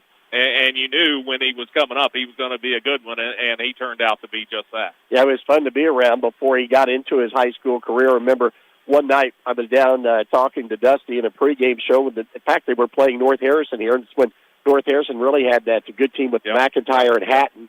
And I was asking Fletcher, he was watching him warm up, and he come down to talk to his dad about it, and he said, Dad, I don't think that Hatton kid's as big as he is. And he said, that McIntyre, I think we can guard him and we'll be all right. And I said, Fletcher, do you think you can take him? And he goes, oh, yeah, I can take him. And, of course, those are 2 Division I guys. And Fletcher will be, too, as he goes over to Oakland City there. And well, not quite Division I, but he will continue his career over at Oakland City. And that'll be fun to watch now as he develops into the college player and how that team will be put together and how his role might change a little bit as well. But it sure was fun watching him for 4 years. You look back on his career, the one shot I'll always remember was when he was a freshman down in that championship game against Eastern, and it went into overtime, and right out of the overtime, he walked up to that three-point line on that right wing and drilled a 3, gave the Rams the lead that they never gave up after that. That really proved to be a big key for that sectional championship win. But, he and that senior group, it's a tough night in the locker room right now. There's, no other way to put it, but for Fletcher, along with Hayden Bostock, Jackson Reynolds, and Lyden Poe, those 4 seniors that we honored last week in their final home game of the regular season, able to get it to this championship game here tonight against Providence. But again, this game comes up Providence way 41-40, and for people trying to handicap this game before it started, it played out just kind of the way a lot of people had predicted that it would. And as we talked about it a couple of times throughout this ball game, Rams felt that they needed to stay away from the situation that happened late in the game where it was down to a 1 or 2 possession ball game and Providence having control of the basketball. And give Providence credit. That's what they have done all year long, and they did it here tonight in a big game, in a championship game. Yeah, a lot of credit to the Paoli kids. When they got down double digits, it's tough when it's a situation like this to just put your head down and keep playing. You got to remind yourself it's a 32-minute game, and you got to keep playing, keep chipping away. And that's what Paoli was eventually able to do. And, Providence in that fourth quarter, like I said, the one stat that kind of jumps out at you in the fourth quarter is Providence only took 5 shot attempts. They really started to pull that ball out, wanted to run the clock because they had the advantage on the scoreboard. And as they started to hold the basketball, Paoli started to get more aggressive defensively. And as they did, they started creating some turnovers. And that got Providence a little nervous at times. And you could tell that with the way that they were handling the basketball. But Paoli, they got turnovers, just did not capitalize on every one of them like in most games they would have. And that, a lot of it is credit to Providence because the one play I remember is when Dakota Apple gets a loose ball near midcourt. He's got nobody in front of him. But then the Kemp kid, he comes down, runs him down, alters the shot, no foul called, and the shot misses. Providence gets the rebound, and they go the other way. And that was a big turning point. That was the type effort that you got out of Providence defensively all night tonight. Very solid defensive ball club, and they will be a handful for whoever they play next, which is Linton. But they're a tough out. We talked about Providence being the number 2 team as far as defensive statistics in this ball game. They came in. They give up an average of 35.7. The Rams scored a little bit above that at 40. Really needed 42 to make a big difference, but that just did not happen. But they made it tough. I mean, the Rams didn't get anything easy tonight. Every one of those 40 points was earned for Paoli on the scoreboard tonight. Yeah, and Providence knew where to focus. They came out, wanted to lock down Fletcher Cole, and in the first half, they did a real good job of that. Fletcher didn't get any points in the first quarter, only got 2 shot attempts. But then, you start to make little adjustments in how you're playing and how you're going to get Fletcher the basketball. And he started scoring in the second and third quarters and then really took off in that fourth quarter of play. But Providence, I mean, the thing that you've got to like with their defense is they play that passing lane so aggressively. They make just the simplest pass, say from the wing out to the center court circle. They make that tough, that pass tough, let alone trying to get it down. And then whenever that somebody is driving, what you like is seeing the collapse of the guys on the sides. The original man gets beat. You collapse in from the sides, and they're swiping at that basketball. And I don't know how many times they did that against Mitchell last night and got turnovers. Right. For the most part tonight, Paoli handled that, but a few times it created turnover situations that Providence took advantage of. Well, a really bright spot for the Rams tonight, but we saw and talked about it as the game progressed, was the way that Dane Padgett has come on late in this season, and he continued that strong play here tonight. And the Rams needed it down low with his strength. Yeah, and, not just the strength, but the quickness, the athleticism. He was able to match what Fuller Tucker was able to do as far as Providence was concerned. He's almost the same height, maybe an inch, 2 inches shorter, but he is good enough athletically to match up with that player from Providence. And as a result, he was able to rebound with him. He was able to bother him defensively. And on the offensive end, Dane had several shots, from the field tonight. Padgett, 3 out of 4. 6 of his 9 points on shots like that, where he's getting a rebound and putting it back up in, or a couple of times I think he drove baseline, got underneath, shot fake, got up, and got shots to fall. Rams fall here in this championship game to Providence 41-40. We'll have more with the OC Eats post-game show. You're listening to Rams basketball on Mix 95.3.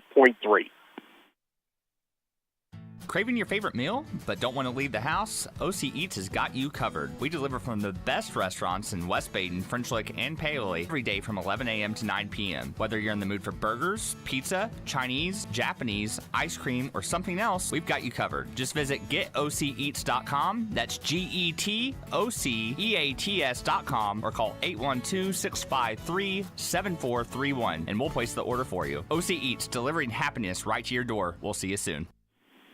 A game of two ranked teams in Class 2A lived up to its billing here tonight, but unfortunately for the Rams, it didn't go their way as they fall to a very good Providence team. Again, the final tonight on the Sullivan Financial Consulting of Raymond James scoreboard, it was Providence 41 and Paoli 40 here in this championship game between these two highly rated and respected teams. And, boy, both teams left it out on the floor here tonight, and it got down late in the game, where Providence was able to make one final play that proved to be the difference in this ball game.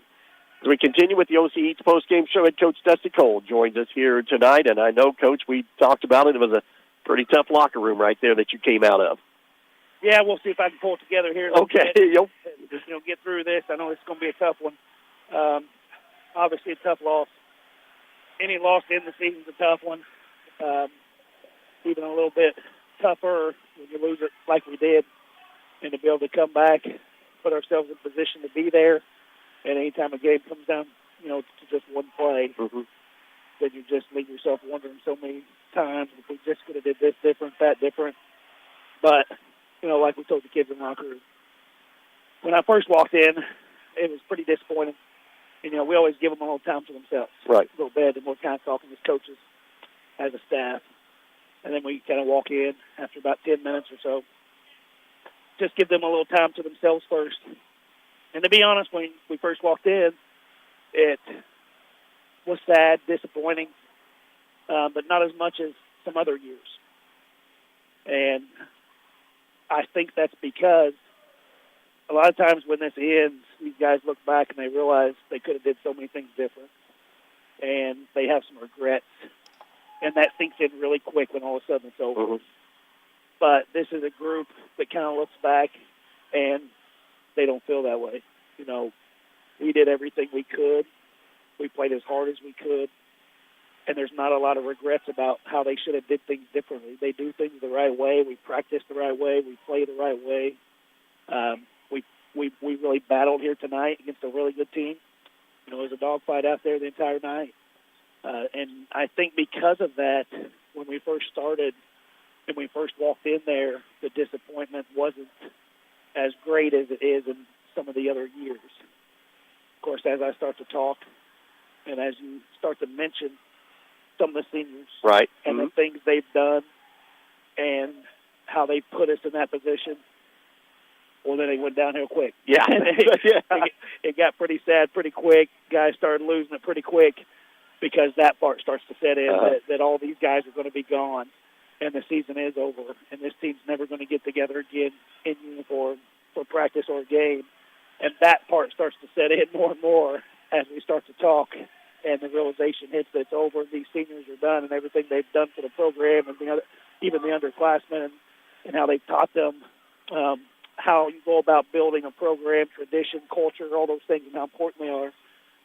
And again, then it got pretty sad pretty quick. But just really proud of my guys. Well, you should be, Coach. And Bert and I were talking about this senior group, the fact we remember watching them coming up through grade school and in junior high. They really did win a lot of games as a core group of a grade, but when you were able to get them together and piece them together with other grades, and now as they became the upperclassmen, things really gelled and they really clicked together. And, you see that a lot with a lot of these grades, and that's what you try to tell, your players, the people just in the community, the youth coaches, sometimes just got to stick with it. And when you put your pieces together, it makes a big difference.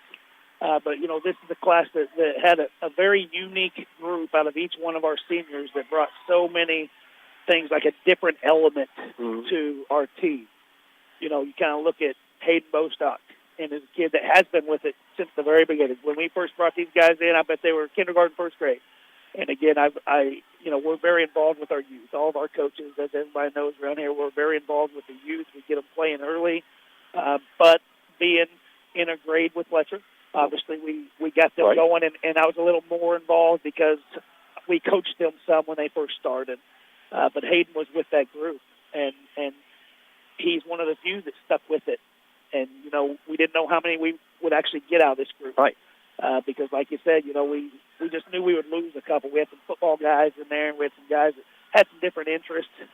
We had some talented kids behind them, some talented kids in front of them. That always makes a difference, too. We just didn't know how many would stick with it. And Hayden has done that. He really stuck with it, and he stuck with it at a few times when we didn't even know how much he would play, and he didn't know how much he would play, but he wanted to be a part of it, and showed up every day to practice, came every summer, especially as he got older and older. And, there's less C team, there's not a JV, it's just varsity only. Very, very, very difficult to do. There's not a lot of kids in the hallway that want to put in that amount of time and not get the playing time out of it. Of course, we can talk about all the other things that he does get and, the benefits of it, the rewards he's going to get, the connections he makes, the respect that he's gained, so many different things. But as far as just playing time, that's what kids want sometimes. And if they're not going to get it, they quit. Or now where you see them, change schools, try to go somewhere else. But Hayden just stuck with it, and he showed up every day, led the scout team, plays as hard as he can. When his number's called, he's ready to go. So that's very unusual. You only usually get maybe one in class that does that. That's a special kid, and just can't thank him enough, to be honest with you. And then we got Leiden, a kid that didn't play growing up, and wasn't involved in all the camps and all the programs, but a kid that all of a sudden, loves basketball. Talks about Larry Bird all the time, watches ball, probably watches as much ball as about any kid we have, and once he got involved with it, he's a kid, his first one in the gym. He's one of the last ones to leave. And how much better has he gotten in 4 seasons, or actually 3 seasons that he played? Just came out after his sophomore year, but just will do anything that he can do to help the program. A kid, just give you an example, but a kid that comes up to me, we've got 13 kids we've been dressing every single game. We've got 13 kids we've been dressing. You get the sectional, you can only dress 12. So we're trying to decide who that is, what situation might we use some of these guys. Obviously, we feel like we need to dress our seniors for sure. They've earned that. Want to not dress a senior. But anyway, so we made our decision of who wasn't going to dress. The next day, Leiden comes up to me and says, "Coach, I need to talk to you about something." I said, "Okay." I said, I'll talk to you after Friday now." He said, "It's pretty important. I need to talk to you now." Okay. So okay. All right. So he says, "Coach, I just want you to know, if one of these other guys need to dress, I'm fine. If you think you might need them, if they might be able to go in the game and be able to play and actually give us something." And, man, what's that say about a kid? Really? To be able to do that. A senior, of course, we said, "No, you've earned this. You're going to dress. You're a senior. This is why he's played. To dress for the sectional. This is why he's played, and to get his couple minutes here and there. And every time he came in, his points per a minute was probably about as good as he might have played all season. He was always ready to go, but just says a lot about the kid. He's probably a kid that's going to be involved with basketball here for a long time and just enjoys it. And then you got Jackson, completely different kid. So all these kids are a little different. You got Hayden, and then you got Leiden with his situation. Then you got Jackson that went to a different school growing up, and then all of a sudden decides that this is where he wants to be, and he wants to be a part of how we do things over here. And their family made that decision, and I tell you, not just bringing a good kid, but just a great family comes over. He's got a couple of siblings that are very involved. His parents are very involved in the program and help any way that you want them to. He's obviously helped the football team tremendously. Big asset to our basketball program, but he wanted to join in on what we have going. And what a big part he has. The only thing I can say about him is I sure wish he'd have came earlier. Yeah. Because he has fit in perfect with what we do. He embodies how we do things. Another kid that I tell you, there's a lot of teams I would have coached here that he would have started on. A lot of teams. And you look at the teams in the conference, Jackson Reynolds would have started on probably 80% of the teams in the conference. But, you know, in the situation we had with a lot of talent, only a few minutes here and there, but every time his number was called, he was ready. He's a guy that don't get many reps with the first team in practice. He's always with the JV team, but he pays close attention that he knows every play we run, every spot we run, because he pays attention, because he's always going to be ready. So just another kid. You know, we have one kid that started all the way from kindergarten, and we have another kid that just now joined after his sophomore year.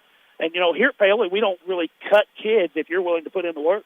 You know, we kind of have to in the elementary grades, but it's kind of just a little bit different. But when you get to high school, if you'll do everything we ask of you, you're probably going to make teams. And these guys have done that. They come all summer. So Jackson was just a great addition for us, but a different situation than the other two.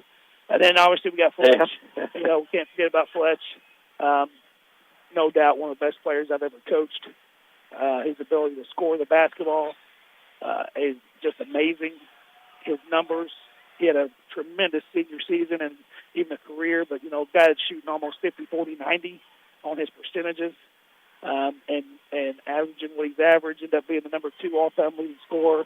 You could go on and on about all the stats and the records he's broken. I think somebody said the other day he's maybe played and started over 100 games here at Paoli, which is top 1 or 2, I think. So he's been able to do that as well. And just how he makes his teammates better. He's been able to do that all the way since he was a young kid. You know, the way he can just elevate everybody's game. He's a kid that if you have Fletcher Cole on your team, everybody thinks they can win. It's just as simple as that, and he's done that at all levels. But they know that if they have him, they can beat anybody, they can play with anybody, and that's the confidence that he brings out in everyone else around him. And the thing is, it's probably true. You know, absolutely. As long as you have a player like that, you're going to be in a lot of ball games. Never gives up. Again, puts in more time than any kid that I've ever coached for sure, and about any kid I've ever seen around here at Paoli. Is just the hours. I think I was trying to just kind of add up in my head, like close to how many hours he's put into basketball. It's over 1 million hours. I was going to say, it's over I don't know if you could add that. And I'm really not kidding about that. Just kind of putting in like how often he comes in a week and how long practices are. He's over 1 million hours of basketball. And obviously you expect somebody like that to be pretty good. But it's just a terrific player, but just the way he goes about things. He's a kid that when he came in, even as a junior high kid, elementary kid, he did the same thing then. But from the first day he stepped on the floor in a practice as a freshman, not only did he feel like he could play and he belonged, he felt like he was the best player, but then he was the guy that won every sprint and the hardest working guy in practice. And he's not our fastest kid, but most times he's going to win the sprints. And when your best player is also the hardest worker, you've heard this over and over, then good things are going to happen for your team. And then you go out here on the board. We've got a lot of tough guys in there.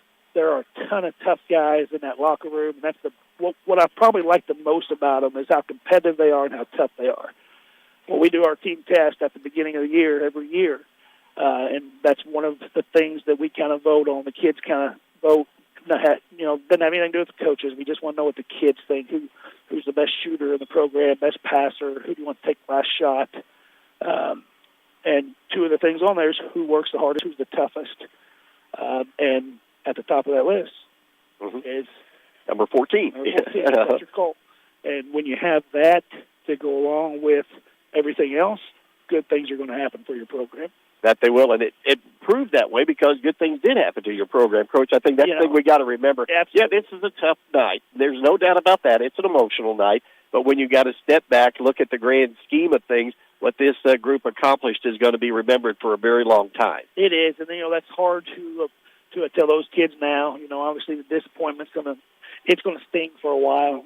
This is one of those years when you're right there, and ball's got to bounce your way, and there were so many times there where I felt like we played so hard. We got a deflection, 2 or 3 of them. We got a deflection. They ended up going to them for layups, and it just kind of bounced right to them for a layup, and we just couldn't get a couple to go our way there. We kind of started to make our own luck there at the end, but again, it just so close. But if you look back on all the things they accomplished with, the 23 wins that they had, is going to be maybe second most. Second most, yeah. Tied for second, history, yeah. Tied for second most in school history. The win percentage is going to be obviously up there.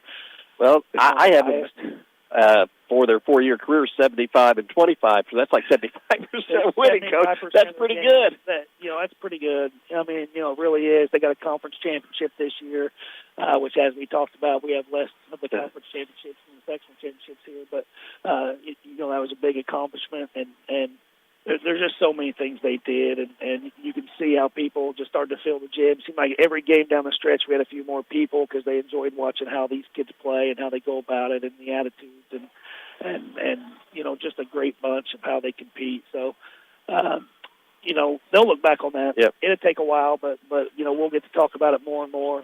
And, we're very disappointed we came up short this game, but, they definitely didn't come up short as far as the season goes and as far as how they need to hang their heads or if they need to keep their heads up. I think everybody knows the answer to that. Oh, yeah. I mean, they'll be successful off the court as they were on the court. There's no doubt about that. And I think an evidence of what people thought of this team was if you came after this game to see how many people hung around waiting to see them after this game, after a very tough loss. I mean, it just wasn't family. It was a lot of the fans who appreciate what they did. Yes, and so many of the other coaches and the other teams as well, come and appreciate that as well. But you're right.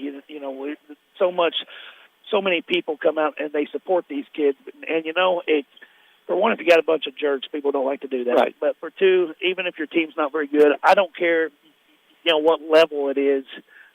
You can look in the NBA, you can look in, pro football or whatever it is. But if the team isn't winning, then they're gone. People don't come and watch, and they enjoy to watch, teams that win. They enjoy to watch teams that compete at a high level. This group here, not only do they compete on game night, but they compete in practice at a high level as well. So, they'll remember those things, and hopefully they kind of taught the younger guys. And if you would know where the freshmen started and where the freshmen ended, I think it would just kind of prove to you and be a good example of how much these guys have actually rubbed off on some guys that haven't won a whole lot at all. In my opinion, didn't work very hard coming in, didn't know how to do all these little things that are kind of expected anymore. Mm-hmm. We've kind of gotten to a point, we expect these things, and if you see where the freshmen are now, that's because they're around that group every single day, and eventually they start to rub off on you a little bit. That's it, Coach. I know it's tough to wrap it up, but it was a great season. It was a fun season, and we appreciate everything that you and your coaching staff did for us, and just to be a small part of the team. And we'll follow Rams basketball again next season. It'll be rolling around before you know it. Yeah, it almost seems like it's nonstop. We'll take a little bit of time off and get these group back. Obviously, we talked about the seniors, and we wanted to do that being the last game, but boy, we got a lot of nice players coming back, and the JV team only lost a couple games all year. There's a lot of promising kids there. We've got a lot of experienced kids coming back in this tournament. There's a lot of times we played 9 or 10 people. 8 of those guys were underclassmen a lot of times that went in the game, so they got a little bit of experience.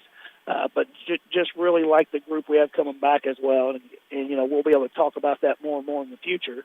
But it's just far from over. That lasting mark. I think we'll just end up standing, and again, it'll rub off on those guys. But want to give you guys credit. You guys always do such a good job. We appreciate how you do things, and as we go through the years, and I think everyone already knows this, but I'm going to say it anyway. But as I've been the coach through the years and worked with a lot of different people on the radios and newspapers and things like that, I'm up to a point now that I'm a little bit seasoned now. I feel okay, like, if you want to call it that, yeah.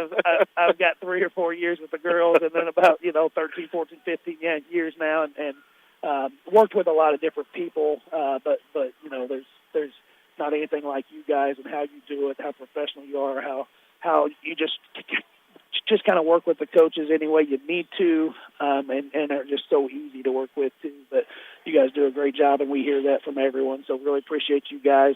Got to give Providence some credit too. And I don't want to leave the radio here without giving them credit. That's a great basketball team with tremendous defense, and I mentioned to you that I thought our defense was right there with them, and we proved that tonight. But just a tremendous defensive team, a tremendous basketball team. Obviously, we knew whoever would come out of this could make a run at it. They're as good as anyone. Obviously, you got to get a couple bounces. Right. Just like tonight. So like they got a couple we didn't, and end up coming up one possession.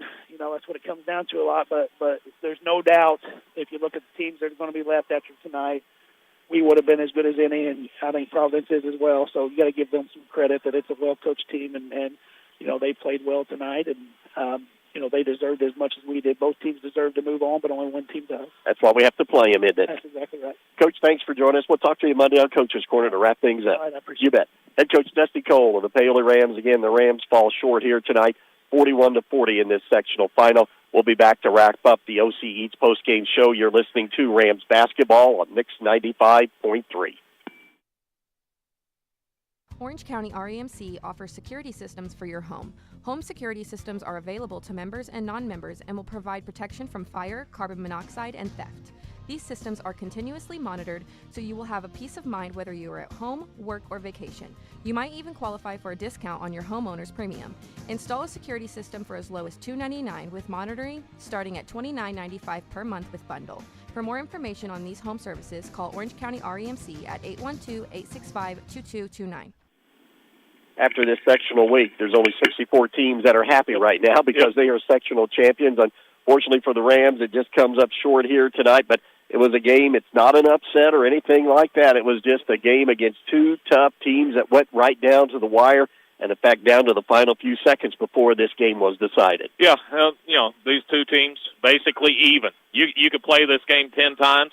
You'd probably split it down the middle 5 times for each side, and each of those times might come down to another single possession type game. And tonight it was just Providence got a few more bounces go their way, and they were able to come out on top. Well, we talked with Coach Cole. Yeah, it's emotional tonight. Sad that you lost, but this team gave a lot of thrills and fun and excitement throughout the year. Yeah. They were a fun group to be around. As you and I got to know most of the seniors here on this ball club, and just a fine group of outstanding young men who showed themselves and displayed themselves well on the court. And we know once they graduate, they'll do the same off the court and in their future endeavors. Yeah, just a great bunch of kids. Seniors especially. They losing them. It's tough at the end of the year because you're not going to be able to see the majority of them play basketball ever again. And then you look down to the underclassmen, and now this is their incentive to work over the summer, get a little bit better. And you look at Paoli's roster. There's really there were 4 seniors, but only one of them saw significant action. The rest there's a bunch of juniors in there, and a couple of sophomores sprinkled in. That the cupboard is still well stocked for Paoli, so it's something to look forward to. And like I say, you get to know the kids over the course of some time. And Leiden Poe was just up here. Fletcher came up to say something. He's going to track you down here in a little bit, by the way. And just a great bunch of kids. That they were. When our season will come to a close tonight as far as Rams basketball. And again, the seniors, Fletcher Cole, Hayden Bostock, Jackson Reynolds, and Leiden Poe play their final game here tonight. And we can't say enough about the crowd that was here tonight as well. They really came out and supported these young men, not only tonight but throughout the entire season. And for if you were a former player or coach, you appreciate that so much. And you don't know how much that is appreciated to let that the community supports you and they appreciate the hard work that you put in. Well, there's no better feeling than you come running out of the locker room, you look up and the place is packed, and that's the way it was tonight. And the Providence folks, they came out in good numbers to support their boys. It must have been the whole town of Paoli that was here tonight. And this time of year, you get to see some people that haven't been around all year. You see them every now and then, but they come out and support the boys, and they know how much it means. And the boys especially, they really do appreciate all the support they get from the community. Basketball season may be over, but for many of these outstanding athletes, they will be turning their attention to spring sports. And, of course, we'll have some baseball games for you, and along with our girls, we'll have softball as well coming up. But that's still going to be about a 4 to 6 week period now until basketball season does wrap up. But Again, I want to thank my friend Bert Pedigo. It's been a fun ride. We've been up and down the road, logged in a lot of miles again this year, but it's always fun and enjoyable to follow the Rams both at home and on the road. Oh, always. And, like I say, I don't know that I'd want to do it with anybody else. I'll let you keep driving and get us to the ball games on time, and then, and this is my first year doing it as a retiree, and it was a lot of fun. I didn't have to skip. Yeah, you're all sit back and relax, and it's all easy going, man. I didn't have to skip games. I was there early, and it was a lot of fun. And looking forward to again, we'll start with football and back to basketball, and we'll do it all over again until one of us. I think you're getting close to 50 years. This was my 40th year, so we're getting up there. We got a few more years left in us. That's right. I think we'll be all right for a couple. As long as we can keep climbing bleachers and stairs, we'll be in good shape. That is for sure. And again, we also want to say a big thank you out to Athletic Director and Tournament Director Derek Newkirk for this outstanding job that they've done here hosting the sectional, as they always do. I mean, it's a top-notch group right here, and it's really fun. And you get to appreciate when we talk with other administrators and other coaches, and that's the sentiment that they echo as well. They love coming to Paoli because they know that everything is going to be first class, and they're going to be treated that way as well. So a big thank you out and a big hats off, a tip of the cap to Derek Newkirk and his staff. And again, I want to thank Abby Newkirk and Debbie Andre back at the hospitality room for a great job. We appreciate. You don't know how much we appreciate that. Let me put it that way. Between games or after games. Absolutely, and we thank them very much for everything this season as well. Again, we will have one more final Coach's Corner coming your way on Monday evening. We'll talk with Coach Dusty Cole one final time to wrap up this season, and again, that will be coming your way at 6 o'clock on Monday night. Again, a big thank you out. I can't thank our sponsors enough, not only for tonight, but throughout the entire season, for their support to allow us to bring you boys high school basketball from the very first game of the season against Henryville to tonight's sectional championship game against Providence. So thank you very much to all of our great sponsors. Also a great job by Melissa Wall back at the studio, has been with us throughout most of the season. Appreciate her hard work and dedication as well. And, of course, most of all, thanks to you for listening. Without our listeners, this wouldn't be possible. So for Ram fans, I know it's a tough night, but we'll be back stronger than ever come next season. As Paoli again falls here tonight, 41-40 in this championship game. For Bert Pedigo, I'm Dave Dedrick. Again, your final score tonight from Chambers Gymnasium as we wrap up the OC East post-game show, delivering happiness right to your door. We'll see you soon.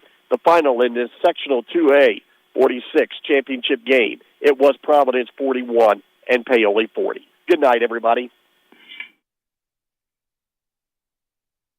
High school sports on Mix 95.3 WUME is brought to you all season long by Bender Lumber, Cave and Cal Car Quarries, Dillman Scott Funeral Home, Hoosier Hardware, Hoosier Hills Credit Union, In Focus Eye Care, KFC of Paoli, Orange County REMC, Orange County Fiber, Orange County CASA, Orange County Community Foundation, Paoli Health and Living Community, Riley Oil Company, Sullivan Financial Consulting of Raymond James, Summer Seamless Gutters, Springs Valley Bank and Trust, Team OC Youth Mentoring, Orange County Eats, The Super Burger and Whitfield Investments. Along with the Log Creek